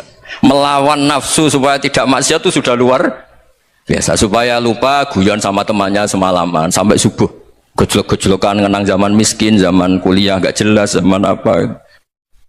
Melihatnya jangan tarkut tahajud seperti ini, meninggalkan tahajud, tapi meninggalkannya ini talkul muharramat. Jadi kayak apa hebatnya?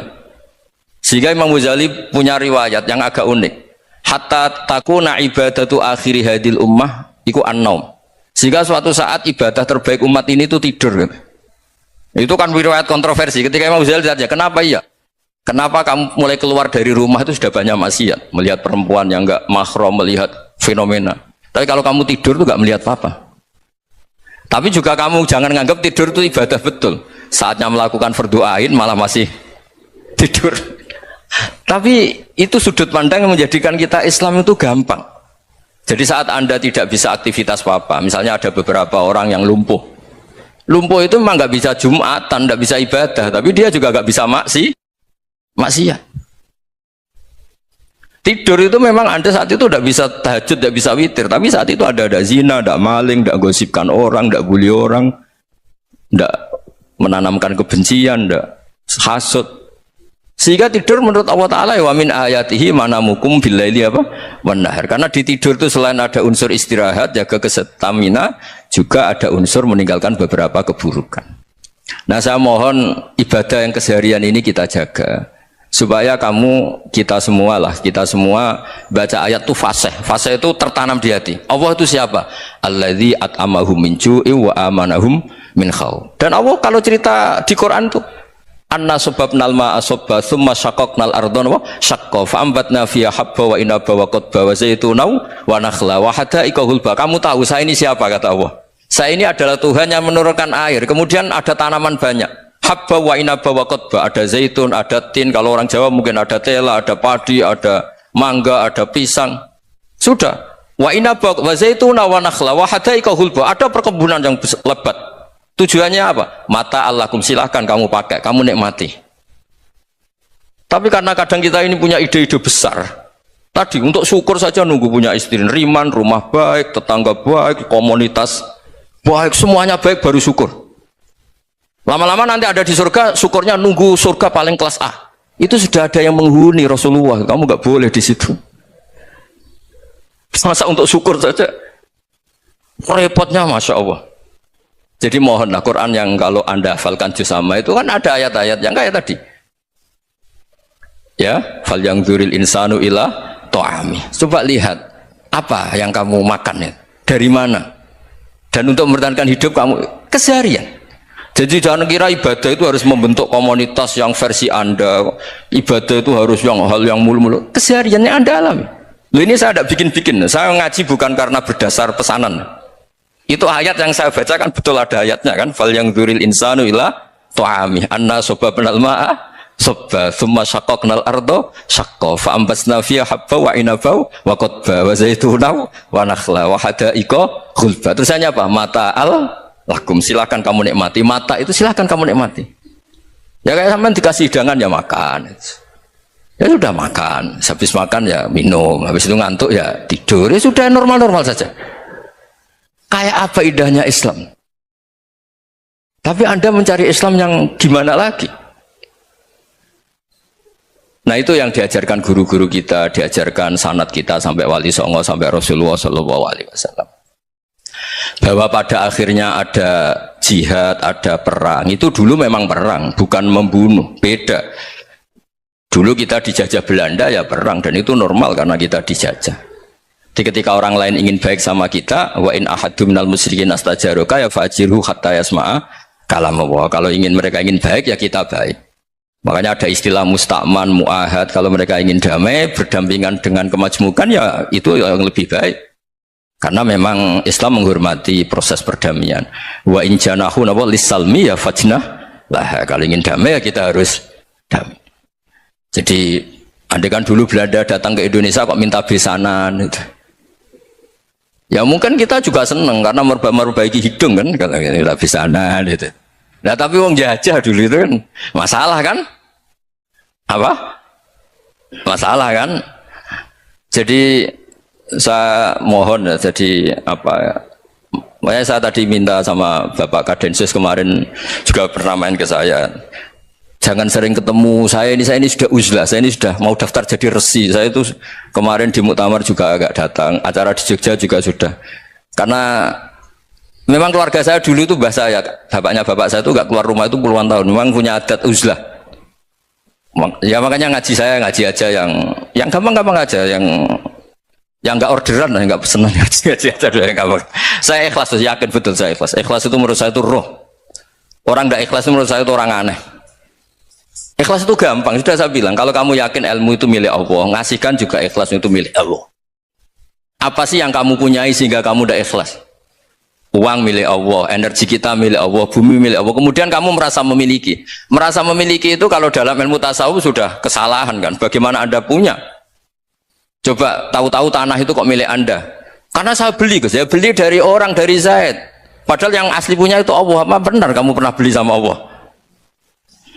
Zaid ini pemilik nisbi, pemilik yang enggak sebenarnya kan?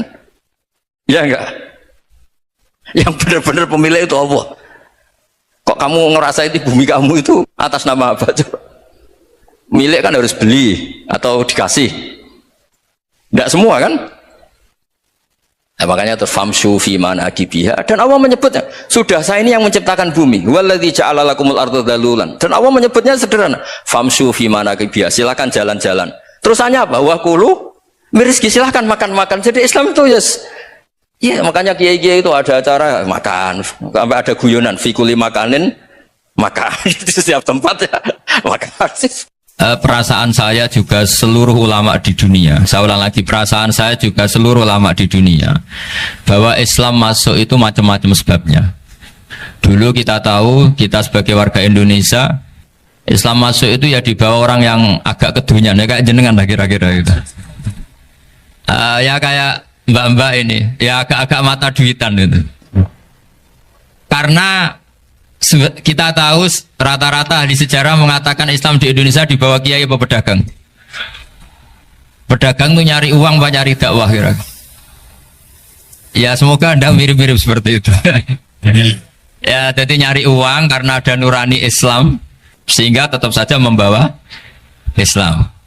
Saya tidak tahu Islam Anda ala apa, tidak tahu. Pokoknya mau ngaji ya berarti Islam ala ahli sunnah apa? Wal jamaah. Jadi ini penting saya utarakan bahwa Islam itu agama yang mudah difahami, sehingga dibawa pedagang saja ya kasil gitu. Dibawa orang yang kedonyan enggak jenengan juga kasil gitu. Dibawa orang baik ya kasil, dibawa orang broken juga kasil. Ini penting saya utarakan karena saya ngaji di mana-mana bilang ciri utama kebenaran absolut adalah kebenaran yang bahkan orang nggak benar saja bisa bawa. Tapi bukan berarti saya dukung Anda tidak benar, kan sudah tidak benar dulu sebelum kenal saya. Tapi nggak apa-apa, nggak benarnya umat Islam insya Allah dimaafkan sama Allah Subhanahu Ta'ala. Ya asal tobat maksudnya. Nah ini saya beri satu konstruksi pikiran yang saya sering utarakan di ngaji saya. Sampai sekarang saya coba saat tes ini kan di kampus ya, di apa bacanya ini Kim University yang global leader apa in the world itu. Ini keren lah. Jadi acara ilmiah kita ditakdir di gedung apa? Kampus, gedung universitas di begini. Kalau 1 ditambah 1 2 itu namanya hakikat. Ciri utama hakikat adalah siapapun akan menerima. Saya sekarang tanya sama Anda, kira-kira 1 tambah 1 2 itu musuh Anda pun mengatakan 2 apa tidak? Ya. Pekerja Korea ya bilang 2, rektor Al-Azhar juga bilang 2. Kamu yang sekarang sedang mungkin sebagian broken sama istri juga bilang 2. Istri kamu yang mangkal sama kamu juga bilang 2. Yang cemburu ya bilang 2, yang dicemburuin juga bilang 2. Karena begitu mudah kebenaran absolut diterima oleh siapa saja. Begitu juga eksistensi Allah sebagai Tuhan. itu mudah diterima oleh siapa saja, sehingga pembawanya tidak perlu seorang kiai atau gus atau mubalek atau ketua MUI, tidak cukup karyawan pekerja apa? Korea. Karena kebenaran absolut itu kebenaran yang mutlak, siapa saja yang waras pasti ngakui. Kira-kira orang yang berpikir sehat pasti berpikir begini, ini yang diajarkan Quran, bumi ini kadung wujud, sudah wujud kadung wujud, punya eksistensi. Mungkin nggak sesuatu yang wujud kemudian disebabkan oleh sesuatu yang nihilisme, yang tidak ada. Mungkin enggak? Enggak mungkin. Yang namanya penyebab itu harus sesuatu yang wujud. Di mana-mana penyebab itu harus punya eksistensi. Karena langit dan bumi ini kadung wujud, pasti penyebabnya adalah wujud. Karena wujud penyebab harus bersifat super. Lah bersifat super ini oleh ulama dikatakan wajibil wujud. Itu akal siapa saja akan terima. Cuma kemudian setelah nerima itu orang macam-macam cara berpikir. Mungkin orang Jawa dulu bilang itu Sahyang Widi. Kalau orang sini mungkin bilang apa itu? Dewa atau apa ya? Enggak tahu saya itu. Karena itu yang teman sampean, enggak teman saya itu. Tapi yang jelas begini, ini konstruksi ini harus kita jaga. Nanti saya bacakan teks hadisnya. Kebenaran sejati ciri utamanya adalah ada absolutisme, ada kebenaran mutlak. Ciri utama kebenaran mutlak adalah diakui bahkan oleh siapa saja, termasuk oleh orang fasik. Orang fasik itu orang nggak benar. Misalnya ada imam masjid besar Istiqlal, ditanya 1 + 1 bilang apa? 2. Nanti kira-kira yang lonte juga bilang apa? 2. KPK juga bilang koruptornya yang ditangkap 2. Nah, eksistensi Allah sebagai Tuhan ini kebenaran yang absolut. Maka agama ini juga boleh diterima oleh siapa saja, termasuk oleh orang fasik, orang nggak jelas. Ini penting saya utarakan karena sekarang marak kelompok yang mengatakan orang Islam kalau zina menjadi tidak muslim, orang Islam kalau korupsi menjadi tidak muslim, salah sedikit tahlilan jadi kafir, percaya wasilah jadi itu tidak benar seperti itu. Karena kebenaran eksistensi itu kebenaran yang nggak bisa diganggu gugat. Seperti Anda ini kan warga Indonesia, KPK ya warga Indonesia, koruptornya juga warga. Apa setelah dia korupsi lalu tidak warga Indonesia? Tetap warga. Orang yang meyakini kalimat tauhid setelah dia salah, apa terus tidak tauhid? Kan tetap ya. Maka dia tetap Islam. Ini penting saya utarakan. Kalau seorang warga Indonesia yang koruptor, yang macam-macam saja tetap warga Indonesia, padahal banyak kesalahan. Karena status warga Indonesia adalah status yang permanen. Begitu juga status Muslim adalah permanen bagi siapa saja yang melafadzkan La ilaha illallah Muhammadur Rasulullah. Kita tidak bisa mengkafir-kafir mereka. Itu juga yang sering dipesankan dan jadi ciri khas ulama ahli sunnah wal jamaah, tidak mengkafirkan orang Islam meskipun melakukan dosa besar. Soal dia salah nanti masuk neraka ya silakan saja, saya ada ikut, paham ya, sampai bisa mencoba. Tapi tetap saja dia muslim. Analoginya tadi, analoginya gampang sekali tadi. Orang Indonesia yang salah itu tidak akan merubah statusnya sebagai warga Indonesia, karena ya memang dia berstatus warga Indonesia. Orang Islam yang sudah melafadzkan syahadat maka menjadi muslim. Saya di mana-mana berkampanye, berfatwa. Orang kafir yang 70 tahun kafir, sekali melafadzkan kalimat tauhid, itu menjadi muslim apa tetap kafir? Muslim. Masa kita yang Islam terus, yang kalimat tahlil la ilaha illallah kemudian menjadi kafir karena kalimat itu? Itu faham aneh apa aneh? Wong yang kafir saja menjadi muslim karena kalimat tauhid, yang Islam menjadi kafir juga karena kalimat. Ini ngajak apa-apaan ya? Ya ngajak goblok-goblokan kira-kira kan gitu. Ini penting saya utarakan karena ini penting. Nah, setelah kamu yakin tauhid, ciri utama tauhid itu apa? Menstatuskan sesuatu sebagaimana hakikatnya. Misalnya bumi Korea, ini statusnya tetap buminya apa? Maka dari awal saya husnudzon sekali sama Allah Subhanahu wa taala bahwa suatu saat di bumi mana saja itu ada tahlil. Enggak ngira kan ada ateis di sini, bumi ateis kemudian ada tahlil, ada sakduna, ada macam-macam. Karena kita ketika sholat, makanya saya tadi janji akan memaknai kalimat-kalimat yang sering Anda baca ketika sholat. Di sholat saat ada itidal ngendikan apa? Rabbana lakal hamdu, ayo dibaca, mil'us samawati wa mil'ul ardi wa mil'u ma syi'ta min syai'im ba'du. Sama nani secara tradisi pesantren, Rabbana do pangeran kita, laka iku kaduwe panjenengan alhamdulillah segala puji. Engkau punya segala puji. Mil'us samawati, yang pujian itu memenuhi langit. Tentu langit itu penuh dengan pujian. Semua malaikat bertasbih, bertahmid. Karena malaikat tidak ada yang kerja di pabrik, itu tasbih terus gitu. Nggak ada yang nyari uang, gitu. Nggak ada yang cari won ya. Apa won ya kalau bahasa? Kalau di sini nggak kiainya aja nyari uang. Terusannya apa? Wamilul ardi, dan pujian itu memenuhi bumi. Korea termasuk bumi Allah apa enggak? Jadi saya sudah menduga suatu saat Korea itu ya penuh dengan pujian. Dan ini betul. Siapa yang ngira kalau di bumi Korea ada yang ngapal lagu Sakduna itu? Itu lagu kesayangan guru kita semua, Kiai Haji Maimun Zubair. Gak ada yang ngira. Siapa yang ngira kalau di sini ada ngaji seperti ini? Di Rusia juga sama. Uni Soviet itu negara ateis. Tapi lama-lama pecah karena glasnost itu dan perestorika itu. Kemudian menjadi pecahan-pecahan negara Muslim. Ada Uzbekistan, Tajikistan, Ceknya, semuanya menjadi negara apa? Muslim. Karena dari awal lakal hamdu mil'us samawati wa mil'ul ardi, dan pujian itu pasti memenuhi langit juga memenuhi bumi. Kalau Anda baca itu di Indonesia mungkin wajar, di Indonesia banyak acara-acara seperti ini. Tapi kalau di Korea ternyata benar. Dan Anda ini kalian semua termasuk pembuktian benarnya wa mil'ul ardi. Keren kan teman? Oh keren sekali, bukan sekedar keren, keren sekali. Makanya saya jarang diundang pengajian mau, tapi diundang di Korea mau. Tapi saya ada niat datang undangan, memang saya ingin datang. Jadi ya karena itu ini bentuk penghormatan saya. Bentuk penghormatan saya bahwa pada akhirnya benar-benar lakal hamdu mil'us samawati wa mil'ul ardi. Jadi Anda tidak perlu pesimis, dulu Indonesia juga seperti itu. Banyak Buddha, Hindu, semacam ateisme. Kemudian berkatnya para ulama sekarang jadi negara yang mayoritas Muslim. Korea, barokahnya orang-orang kedonyan seperti ini banyak Islam itu. Nggak apa-apa, karena sebagian agama Islam, sebagian sejarah ditulis di bawah pedagang-pedagang Gujarat. Kira-kira orang Gujarat ke Indonesia dulu yang namanya pedagang cari apa? Uang.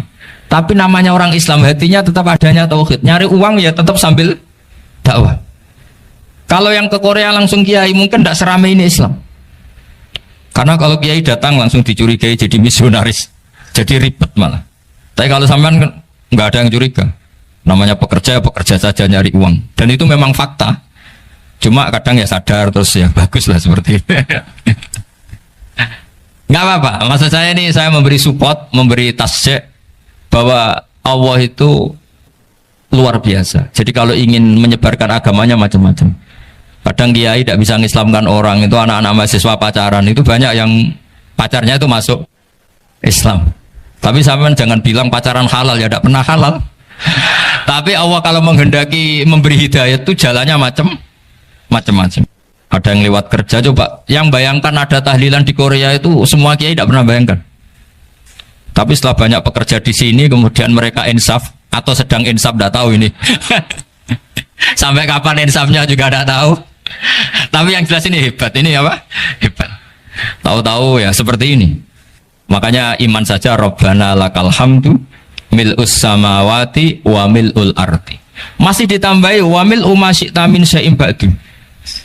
Karena Allah itu zat yang tidak terperikan, zat yang tidak terbatasi. Maka pujian di langit dan bumi ini masih kurang.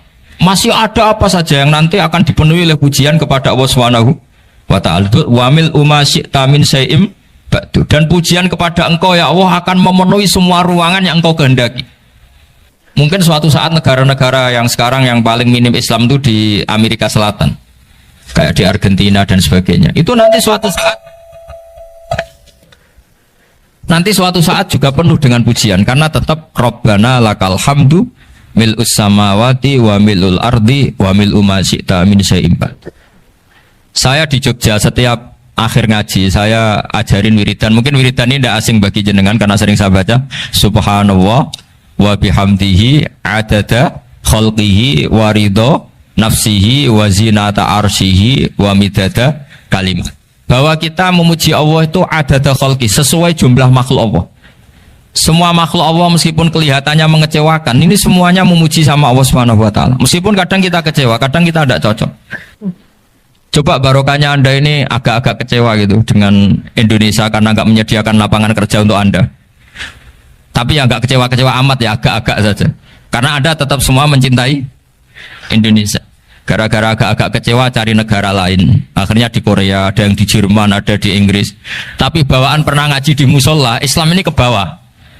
Sehingga karena Islam ini ke bawah, tahu-tahu ada komunitas yang memikirkan Islam. Umumnya orang mikir Islam itu ya bikin masjid. Kalau di Korea unik, nyewa apa? Nyewa gedung untuk masjid. Itu kalau diceritakan di Indonesia aneh. Ini masjid sewaan. Masjid. Tapi kalau di sini lazim, karena kalau beli mahal ya cukup sewa. Saya tidak tahu kalau dalam terminologi agama tempat Anda sujud ini nanti jadi saksi di akhirat. Itu yang permanen apa yang sewaan tidak tahu. Jadi nanti bumi ini tanya, ya saya ya Allah pernah dipakai sujud, tapi setelah 1 tahun nggak kuat menambah lagi. Makanya saya dukung tadi yang ada gerakan masjid apa. Sebenarnya permanen nggak permanen ya tetap bagus, ada usah memaksakan. Yang jelas saya sudah ikut nyumbang lelang tadi, dan saya berharap uang itu benar-benar untuk masjid. Kalau untuk tamirnya juga nggak apa-apa, yang penting untuk menghidupi masjid. Saya juga termasuk kiai yang nggak suka kalau hukum itu terlalu fanatik. Misalnya uang ini untuk masjid, kemudian imamnya diterlantarkan karena alasannya ini untuk masjid. Imam kan tidak masjid. Nah ini kalau imamnya nggak diservis kemudian mutung terus pulang ke Indonesia, ini jadi masalah. Tapi saya juga agak suka kalau ada negara gitu. Betul-betul saya tidak suka. Yang imamnya itu terlalu diservis. Ini buruk sekali kan. Pernah ada anekdot, ini anekdot tapi nyata. Ada negara yang sangat sehat, ya. Islamnya sangat sehat. Itu imamnya 1 bulan tuh digaji 70 juta. Kira-kira 70 juta dibagi 1 hari berapa? 5 sholat ya? 5 kali 30 berapa? Kira-kira saja. 150. Berarti per sholat dapat berapa ya? Kira-kira. Kan biasa potong gaji kalau berapa kira-kira? Singkat cerita, si kiai dari luar negeri tadi cerita, apa Indonesia? Kiainya miskin-miskin, datang ke masjid kan kadang pakai ontel, adzan sendiri, qomat sendiri, sholat sendiri kadang. Itu nasib orang-orang Sragen dan Salatiga sebagian. Itu yang lapor karena mereka itu. Kalau Rembang insya Allah enggak. Tapi ada semuanya Salatiga, sebagian begitu. Itu yang cerita kiainya, bukan ini bukan hoax, memang kiainya cerita. Nasib kiai di Salatiga Gus katanya. Itu digojlok, tapi tetap sholat. Sehingga cerita orang tadi cerita, imamnya di sana naiknya Mercy, muadzinnya pakai BMW. Itu tetangga sebelah Indonesia banyak yang fasilitas imam seperti itu. Karena gajinya sampai 70 juta. Setelah dia cerita bangga karena negaranya mengapresiasi imam sholat, sama kayak Indonesia dia omongin gini, makanya kamu sholat terus, takut potong gaji ya. Gitu. Itu kagetnya bukan main dia. Dikira itu satu sifat kelebihan negaranya, ternyata buruk sekali karena imam sholat karena takut potongan gaji. Akhirnya ke Indonesia bangga, alhamdulillah kita sholat tambah gaji dan tetap sholat. Keren mana yang digaji sama Anda?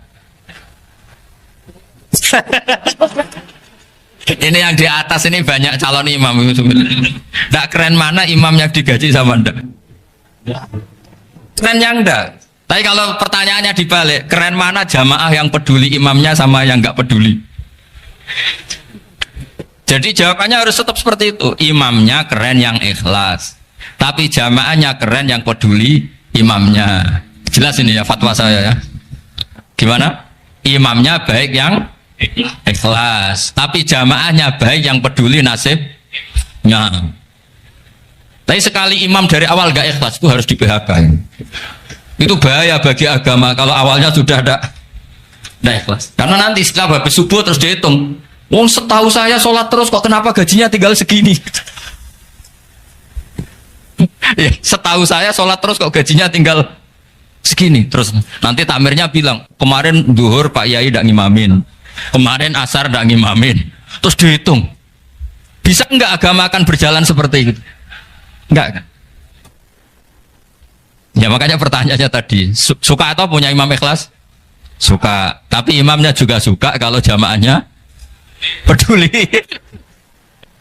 Ini penting. Jadi saya mensupport Anda, mensupport kalian semua bahwa agama ini akan diurus oleh Allah Subhanahu wa taala. Makanya Sayyidina Umar radhiyallahu anhu kalau disuruh mikir agama itu tidak mau. Enggak mau betul deh. Ketika Umar jadi khalifah itu puncak keemasan masa Islam. Semuanya stabil, semuanya hebat. Sampai Irak, Iran zaman itu Persia masih, semuanya Mesir, itu semuanya ikut Islam. Ketika Islam pada puncaknya, yang dikhawatirkan oleh masyarakat adalah begini. Lalu setelah Umar itu bagaimana? Islam setelah dipimpin orang yang tangguh, yang kuat, yang waroi, yang zuhud. Lalu setelah Umar itu gimana? Tapi Umar disuruh mikir gak mau. Sampai setiap Abdullah bin Umar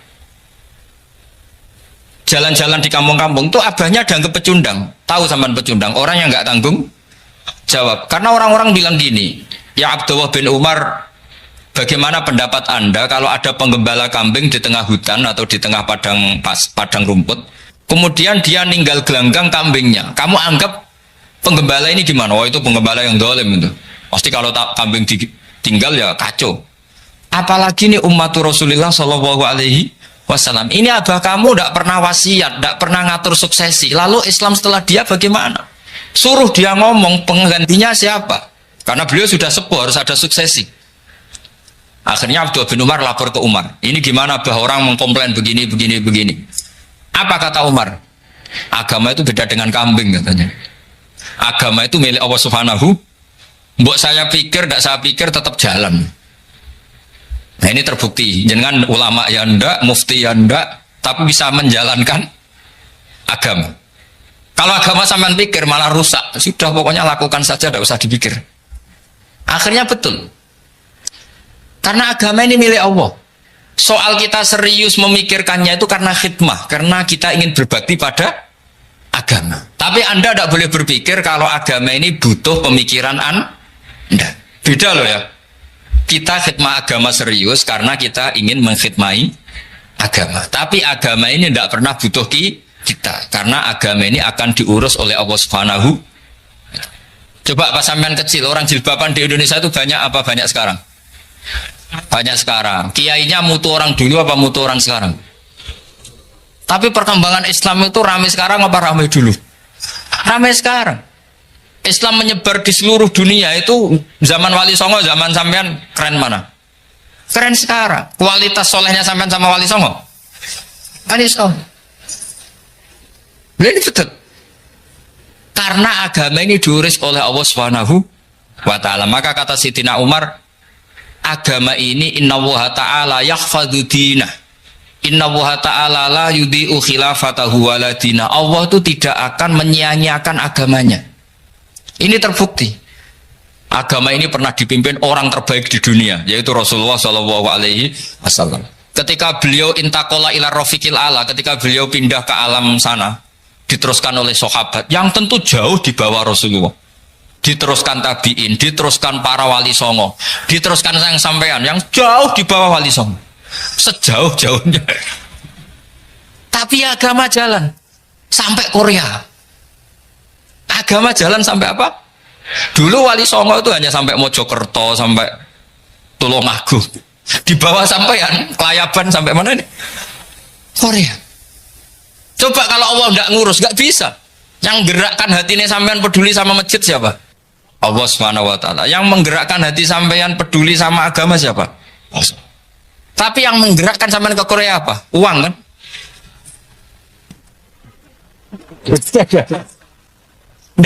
Enggak apa-apa, jujur saja, jujur ya, ada. Santai aja. Ini bagian dari keramatnya jenengan. Niatnya agak bener tapi dibenerin Allah di sini. Dari awal niatnya kan uang gitu. Tapi setelah di Korea dibenerin Allah. Mbok ingat agama, guys. Keren kan? Makanya yang syukur sama Allah Subhanahu wa taala. Yang bisa hanya Allah taala. Makanya dalam dunia kiai selalu baca apa? Alhamdulillah alladzi hadana li hadza wa ma kunna linahtadiya laula an hadana Allah. Alhamdulillah kita diberi hidayat seperti ini. Kalau tidak Allah tidak bisa. Sudah mata duitan, kadang istri ngomel, mertua tidak percaya. Sudah setengah-setengah broken gini di saya tahu sampai ke Korea itu karena broken pas saking sayangnya keluarga. Potensinya hanya dua. Dibela-belain kerja demi keluarga atau agak broken maka ke sini. Tapi apapun potensi itu tetap baik. Itu takdir sudah, itu takdir tidak usah dibicarakan. Semua itu apa? Karena orang kalau sedang rukun ya tidak mau tukaran, kalau sedang tukaran ya tidak mau rukun. Itu sudah semuanya takdir. Kata bapak saya dulu kalau ada orang mau jualan tanah, Pak Yai tanah saya mau saya jual. Ini gimana? Padahal ini tanah warisan. Kata bapak, nak waya adol ya adol. Memang ini saatnya jual ya jual saja. Nanti kalau kaya saatnya beli ya beli saja. Karena kalau sudah saatnya jual mau beli ya nggak mungkin kan? Mau memang saatnya jual. Kalau sudah kaya kan nggak mungkin jual tanah. Saatnya beli. Maka semoga masalah di keluarga sampean ini masalah musiman. Maksudnya yang tukarannya ini musiman, yang rukunnya permanen. Jangan tukarannya permanen, rukunnya musiman. Setelah melihat yang lebih cantik, katut babon, nggak tahu saya katakan. Nah ini semoga katut masjid ini bagian dari kafaroh sampean itu. Jadi kafaroh kesalahan-kesalahan di sampean. Ini penting saya utarakan karena agama itu beda. Agama ini diurus oleh Allah Subhanahu. Jadi kita mengerahkan pemikiran itu bukan karena kita akan menyelamatkan agama ini, tidak. Agama ini diselamatkan oleh Allah Subhanahu wa taala. Coba kayak apa Uni Soviet kuatnya itu. Mengkooptasi supaya orang semuanya ateis, semuanya komunis. Itu 100 tahun Uni Soviet begitu. Tapi orang-orang Uzbek, Ceknya, Tajikistan tetap ngajari anak-anaknya tauhid. Itu ada yang cerita itu sampai mengajarkan tauhid itu di bawah tanah, di basement. Tapi Allah menghendaki Rusia itu Uni Soviet jatuh. Ketika jatuh, negara-negara ini langsung menjadi negara Islam, yaitu Uzbek, Tajikistan, Ceknya. Mungkin nggak mereka langsung menjadi negara Islam, andai kan saat menjadi Uni Soviet benar-benar menjadi ateis. Nggak mungkin kan? Karena saat dikooptasi Uni Soviet, akidah mereka tetap tauhid, cuma nggak berani muncul. Artinya apa? Uni Soviet nggak bisa menghabisi Islam. Kurang kerennya Uni Soviet zaman itu, bisa nggak menghabisi Islam? Nggak bisa. Donald Trump dulu termasuk Islamfobia, tapi setelah dia anti-Islam malah orang Amerika demo supaya memperhatikan Islam. Nggak bisa. Makanya Korea pun nggak bisa menghabisi Islam. Kalau sampean menghabisi Islam sendiri bisa, karena terus nggak mau sholat, nggak mau zakat itu sampean. Tapi sampean tahu yang Islamnya habis, Islam tetap baik-baik saja. Makanya ini penting saya utarakan supaya kamu pede bahwa agama ini pernah dibawa orang yang pedagang. Ya soal ada sebagian pendakwah yang ikhlas ya banyak, tapi sejarah yang gampang kita lihat adalah Islam itu dibawa oleh apa? Pedagang Gujarat, pedagang India. Nggak apa-apa, sejarah itu meskipun sebagian menentang nggak apa-apa, tapi sejarah itu tetap ada. Pasti sebagiannya memang seperti itu, dan itu tidak masalah. Saya ulang lagi, itu tidak masalah. Coba dulu pemain bola kalau di Inggris itu kalau mau sholat susahnya bukan main. Apalagi kalau mau puasa. Kalau di sini kerja puasa katanya mati lu kalau apa? Puasa. Kalau mau sholat katanya dicari mana ini berhalanya kok. Kata orang-orang ateis kan gitu, dicarikan patungnya kali ini sholat kok gak ada patungnya ini gimana ini. Ya ngalamin gitu. Tapi Allah Maha Kuasa. Banyak investor mana itu Dubai atau Qatar yang tertarik investasi di dunia bola. Kayak Sulaiman Al-Fahim makanya beli Manchester City. Itu sekarang pelatihnya negara orang sholat gak berani, bahkan di tengah stadion dibangunkan masjid. Kalau sampai daftar jadi muadzin bisa. Apa nyanyi Sakduna di sana juga bisa. Dulu Aljazair bencinya bukan main. Apa Perancis sama orang Islam itu bencinya bukan main. Barokahnya Zidane pemain bola dan juara dunia, terus Zidane turunan Aljazair. Akhirnya orang Perancis itu mencintai Islam, itu barokahnya sepak bola. Allah punya sekian cara untuk mengenalkan Islam. Di Prancis dikenalkan lewat pemain sepak bola. Nah di Korea ini yang agak unik, dikenalkan lewat pecinta wong.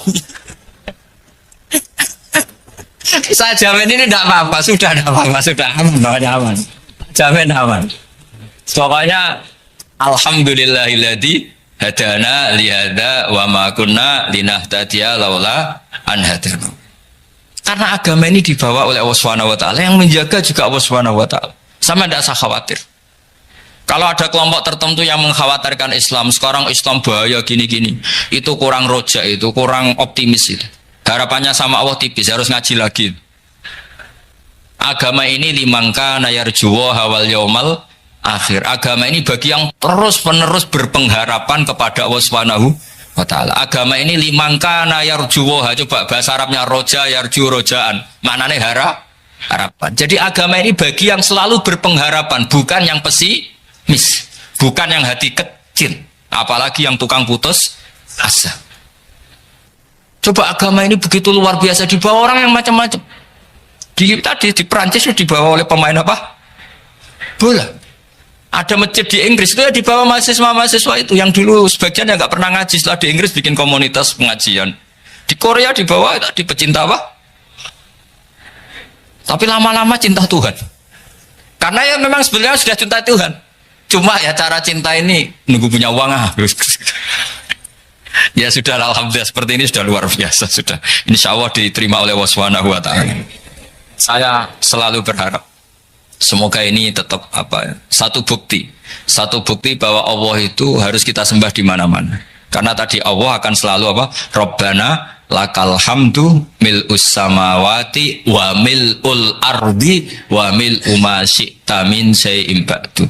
Bahwa pujian kepada Allah akan selalu memenuhi langit dan memenuhi bumi. Bumi Korea termasuk buminya Allah. Makanya pegangan yang saya minta sama pengurus untuk di-share adalah dawai Rasulullah Shallallahu Alaihi Wasallam. Mungkin nanti panitia harus mengeser itu. Ini Musnad Ahmad, riwayat dari Imam Ahmad. Al-Bilad bila dua sudah punya, nanti di-share ya yang gitu. Al-biladu bila dua, bahwa negara hakikatnya adalah negara Allah. Wal ibad ibadullah, semua hamba hakikatnya adalah hamba. Di hadis itu fahaitsuma asabta khairan fa'akim, kapan saja kamu menemukan kebaikan di tempat Anda berdomisili, fa'akim, kamu tidak apa-apa di situ. Kamu di sini dapat uang, dapat masjid, dapat sewa masjid, tidak tahu sewa apa permanen, pokoknya itu bagus gitu aja. Buminya dirayu, bumi meskipun ini nggak permanen, tapi tetap jadi saksi loh ya. Harus ada kompromi ini. Karena kalau dengar orang Indonesia jadi aneh, masjid kok nyewoi. Tapi aneh di Indonesia, ada aneh di sini, sampean tenang saja. Tentu malaikat pencatat di sini juga sudah tahu kalau sebagian masjid itu sewaan. Jadi ya ada iskal-iskal amat lah, sudah, nggak janggal-janggal amat karena kondisional Jadi saya nanti minta panitia supaya mengeser tadi hadis riwayat siapa? Imam Ahmad bin Hambal yang diriwayatkan oleh salah satu minal asroh al mubasyarina bil jannah, yaitu Zubair bin Awam. Nabi ngendikan al-biladu biladullah, negara mana saja adalah negara Allah. Wal ibad ibadullah, semua hamba adalah hambanya Allah. Fahaitsuma asabta khairan, di mana saja kamu mendapatkan kebaikan, fa'akim, kamu tidak apa-apa berdomisili di situ. Ya saya mohon ini penting sekali. Pokoknya saya mohon kalimat tauhid ini dijaga. Karena kalimat tauhid ini kata semua ulama kasyajaratin thayyibatin asluha tsabitu wa faruha fis sama. Dan kalimat tauhid ini pasti tu'ti ukulaha kullahinin bi'izni rabbiha. Kalimat tauhid yang dibawa umat Islam seluruh dunia. Meskipun dia orang fasik, orang enggak benar, tetap tu'ti ukulaha kullahinin bi'izni rabbiha. Kalimat ini akan membawa berkah bagi orang yang dihinggapi atau didomisili umat Islam. Coba sebagian nanti orang Korea menjadi Muslim itu karena di sini ada komunitas pekerja Muslim, kemudian menyisakan asarul Islam, jejak-jejak Islam. Enggak apa-apa. Pasti kalimat ini tu'ti ukulaha kullahinim bi'izni rabbiha. Jadi kalimat tauhid adalah kalimat yang kata Allah tu'ti ukulaha kullahinim bi'izni rabbiha. Anda tidak usah khawatir bahwa apa yang Anda lakukan apapun kecilnya akan ditulis oleh Allah Subhanahu wa taala. Kata Allah wa naktubu ma qaddamu wa atharahum. Di mana di surat Yasin itu?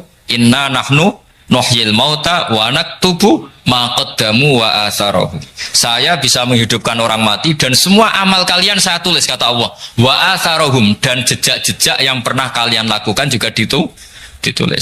Sampean kena apa kok sholat? Ya mergo jati diriku kawula, nak kawula apike takzim sujud ning pangeran. Fasjudu lillahi wa la tuti'u wasjud. Jadi pertama kajian Nabi untuk wahyu surat Iqra. Kegiatannya Nabi piye? Pokoke urip lu wasjud. Ya sujud lan mendekat ning pangeran. Wes titik, urip wis ngono tok. Wes nak sujud ku nikmati. Bahwa ini nikmat terbaik, kehidupan saya terbaik. Makanya ketika Kanjeng Nabi kan apa salat, fakaan nah salat muwaddiin. Koyo-koyo itu salat wong sing pamit, iku terakhir salat Anda. Ya terakhir salat. Nah saiki kan ada iso salat qobliyah ba'diyah, ya salat fardhu sing tenan. Kok salat fardhu ora tenanan. Bar salat fardhu dari wah namno fardhu ora pati bener kok tak jabli mbek sunat. Nek bener iku substansif ora iso jabli sunat, iso ketambeli ora nek ora bener iku ora substansif, ora substansif cara mobil iku bane sing copok kedadane iki, bane sing copok. Lah nek rusak kena bobal, bane coplok. Makanya yang benar itu fardu itu dikukuhkan secara benar. Rukun syaratnya dikukuhkan. Baru kalau kesalahannya tidak krusial, itu bisa ditambal dengan apa? Tapi nak kesalahannya krusial ya fardunya harus diulang. Orang kok ditambal dengan apa? Eling-eling ya tawarai carane jadi wali. Jadi carane jadi wali itu mikir apa paling penting. Mau kena liwat jembatan iso itu paling penting. Hakikatnya orang kok mergo mobilmu. Mergo jembatannya gak rusak. Buktinya kira liwat mobil lah, melaku ya iso liwati jembatan, mereka jembatannya ra rusak. Ana mobil lah, nak jembatannya rusak ra iso. Berarti penting di mobil ke jembatan. Penting jembatan. Tapi wong darani rata-rata muni penting. Ya wahakada wa. Ketika kita bisa makan, hakikat yang paling penting adalah kita mendapatkan oksigen, mendapatkan kesehatan yang cukup. Baru di antara pentingnya adalah nasi. Tapi seringnya kita bahas yang paling penting, ya begitu terus. Akhirnya kita ini kolat ma'rifatul billah. Mesti ma'rifah yang pangeran itu sidik. Kue tidak bahagia karena dihujat orang. Itu nunggu sekian kasus baru dihujat orang.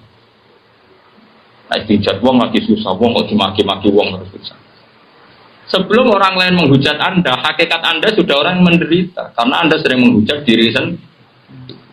Gusti, melarat ora barbar, di bojo wani, tonggo ra seneng aku, iki awak opo Gusti. Itu kan berarti Anda menghujat diri sendiri. Jadi yang paling menyengsarakan kita itu siapa? Ya diri kita. Seperti nak melarat kok pengen di mobil, pengen di kepenak, ya malah tersiksa. Waktu gale wong ra iso terbang kepengen munggah Mars, malah tersiksa. Ra iso terbang ya wis nek mati ning ngisor. Alhamdulillah Gusti ra iso terbang. Dadak malah kelayapan tembung dikunci, tembung mawon pun penak, ngono wae, malah kepenak kan. Ini penting. Jadi semua kesengsaraan kita ini karena kita berpikir nuruti nafsu.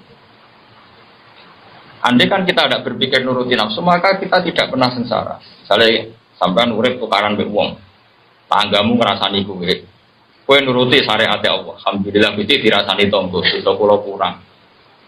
Wes penak. Bojomu ngamuk, jare nak Gusti jare jantung nak boten disupport niku marai mati gitu. Alhamdulillah niku wonten penggerak napa jantung. Ngono. Pokoke sing seneng urip sing seneng. Misalnya tegir utang jare tiang-tiang Gusti rawang ra diutang ora krestik. Menawa jaga akeh lho. Pokoke ngono kabeh delok positif. Piye-piye dawuh ulama tasawuf niku jeling tenan dawuh ulama. Kabeh ulama tahu sepakat. Kula apal makalah itu. Nafsuka matiyatuka farfukiha. Piye-piye awakmu wis kadung dadi kendaraan sowan ning pangeran farfukiha. Kowe kudu mbok welasi. Piye-piye wis dadi kendaraan ilawah. Misalnya kula kok sayang rai kula, mergi rai niki sing kula damel sujud Gusti. Tangan kula Gusti, tangan niki sing pas kula sujud tak tekan teng panggonane sujud. Mergi kepen sujud jenengan. Jengkul kula Gusti niki sing kula damel sujud. Termasuk sifat yang buruk sekalipun. Misalnya Anda duwe verji. Gusti, baru kayak kalau jima bojo kula gadah turunan. Turunan kula mesti jemben do kepengin sujud teng jenengan. Dan itu Nabi biasa membicarakan gitu. Nabi boten tiang Jogja, tiang Solo, terus nak pantes ra diomongno boten. Nabi tiang Mekah. Jadi yang hak ya ngendikan. Ya Nabi biasa ngendikan wa fi buti ahadikum sedekah. Bahkan dalam verji Anda, alat kelamin Anda juga ada sedekah. Sampai sahabat ditanya, bagaimana mungkin ya ayati ahaduna syahwatahu wa walahu ajrun. Bagaimana mungkin urusan seks dapat pahala? Kata Nabi, karena kamu kalau salah tempat juga dapat maksiat. Maka sekali orang bersenggama dengan istrinya kok niat ninggalno zina lan niat nglahirno umat Rasulullah, maka dapat pahala besar. Artinya semua yang ada diri kita itu adalah alat ibadah. Beda mripat. Wong delok wong alim padha karo ibadah sekian tahun. Kok kowe duwe irung ya mbok sithik. Mbok dicangkem mbok mangan, baru kowe mangan kowe kuat salat, baru kowe cangkem kowe iso wiridan. Semua ini sarana kita ilah, maka kamu jangan pernah tidak sayang sama diri kamu. Jadi ulama-ulama nafsuka mati ya tuka farfuk biha, kamu harus sayang. Karena semua yang ada di kita adalah alat kendaraan kita menuju ilah wahai subhanahu. Kowe geman muni aku ditektir ora anak kiai, ora putune Kanjeng Nabi. Malah penak. Anak kiai tanggung jawab berat, putune Nabi tanggung jawab berat. Apa wis pirsa kira bakat mangane ra dipilih malah penak. Sing malah enak kan ada hormat sampai para putune Nabi, hormat anak kiai. Kan malah enak wong hormat ya ibadah. Dia dihormati nek kuat malah mari ujub, mari som. Malah enak kan. Justru kita punya kekurangan dadekno takdim ning wong liya sing sempurna. Misale wonten tiyang sing nasabe sempurna kados Kiai Kanjeng Nabi, wonten tiyang sing nasabe sae kados putu kiai. Kowe ditakdir misale anake bajingan, anak ora salat tapi salat. Malah unik kowe to. Wong anak ora salat kok dadi salat. Yo mulya dekne, mulya mau nasab sing apik-apik mau, tapi unik kowe. Unik ku kan yo penting. Pokoknya awakmu apapun yang terjadi ku sayang. Eleng-eleng makalah ulama ya, nafsuka mati ya tuka. Matiun mana kendaraan nafsuka mati ya tuka. Farfusika. Awakmu itu kendaraan ilallah. Mulane mbok sayang. Misalnya kayak eleng rai niki rai sing kula damel sujud, tangan sing kula damel sujud, sing kula damel sedekah, damel kula kerja golek nafkah sing halal. Bahkan farji sekalipun niku sing dadekno kowe tafsir umat Rasulullah sallallahu alaihi wasallam. Dewe Nabi tanakahu tanasalu takataru fa inni mubahin bikumul ummah. Sing nang nikah nang dia anak nak iso ya akeh, aku iku bangga nak umatku akeh.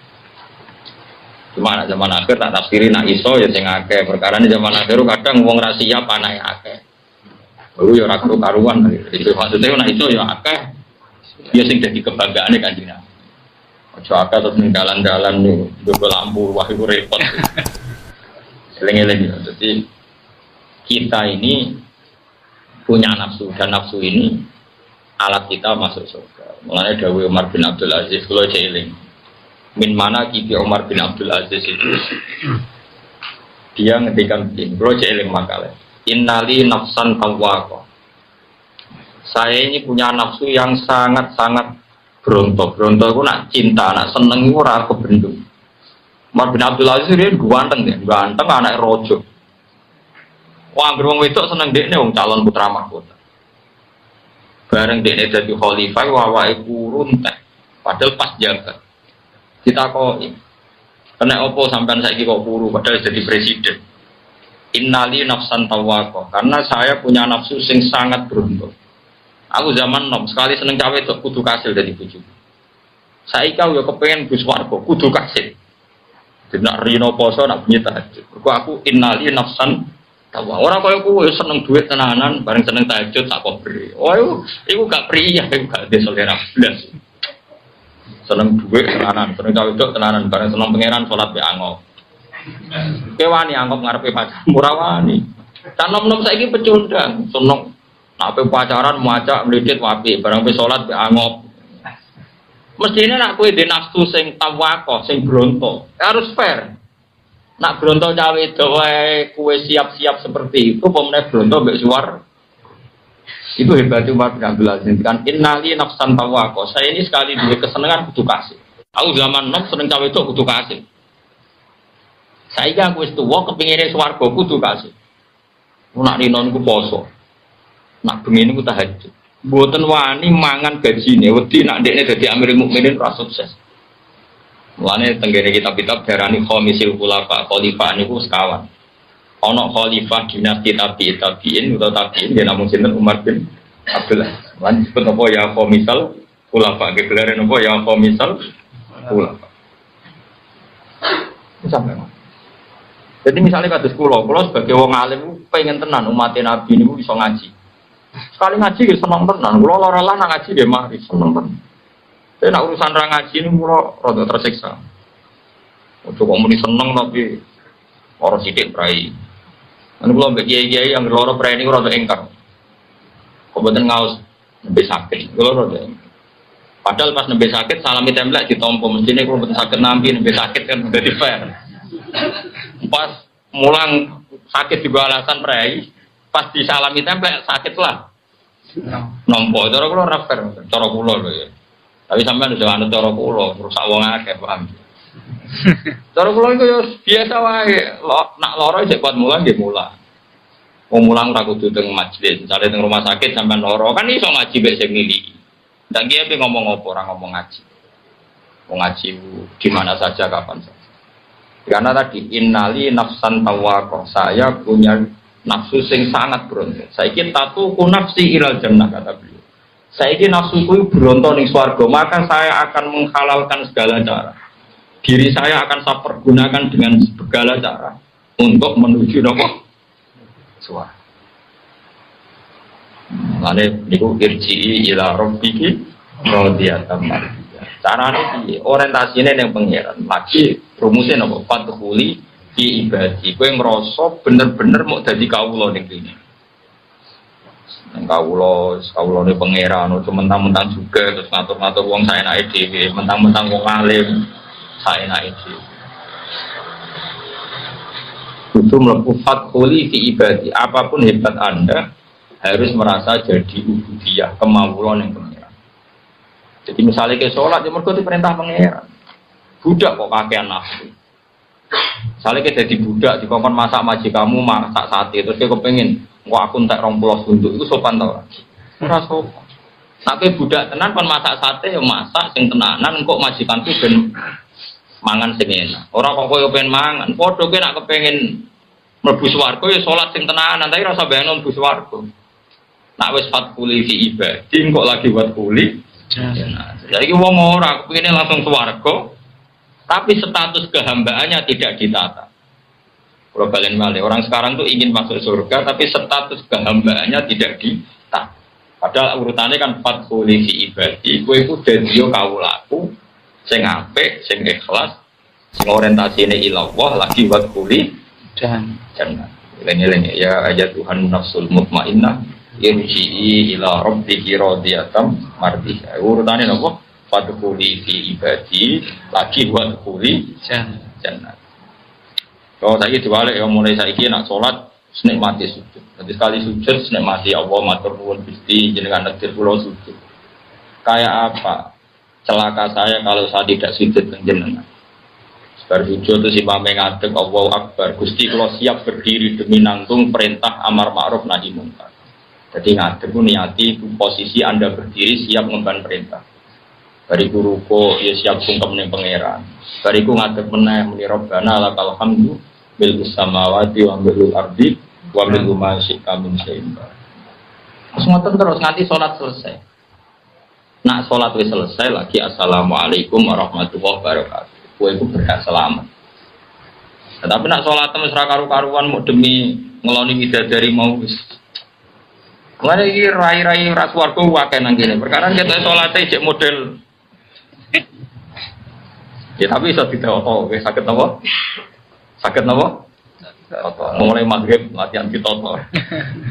Gusti perjanjian baru.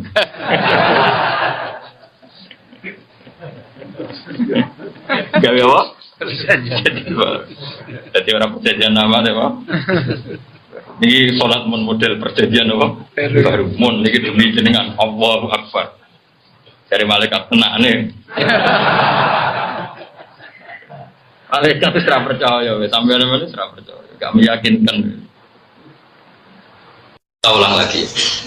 Andai kan Quran itu dibaca, ini saya ulang lagi berkali-kali. Andai kan Quran itu dibaca secara terbuka, secara nasional oleh para mubalik yang benar, orang yang maklar. Dan yang balik itu repot.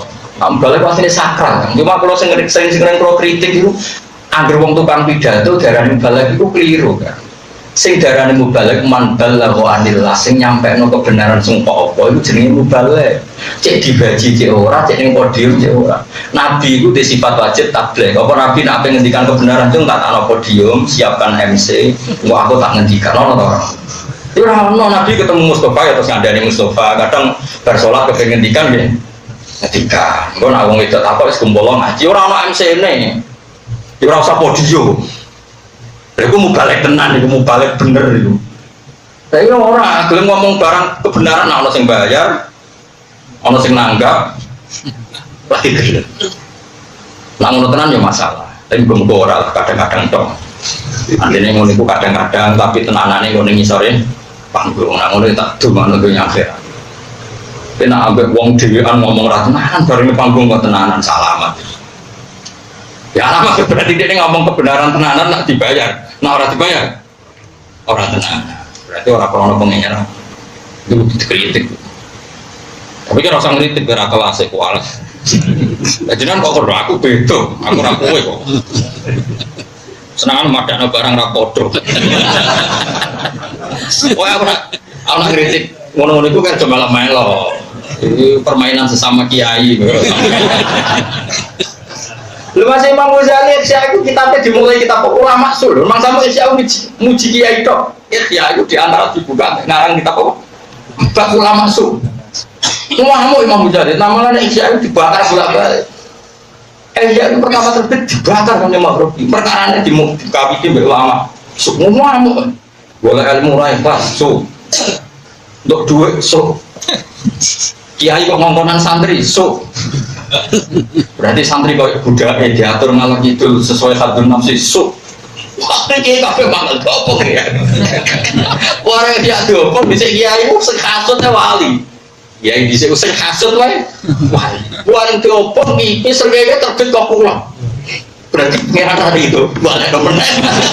Lah saiki ora sing hasut ra wali, ora ono sing elingno.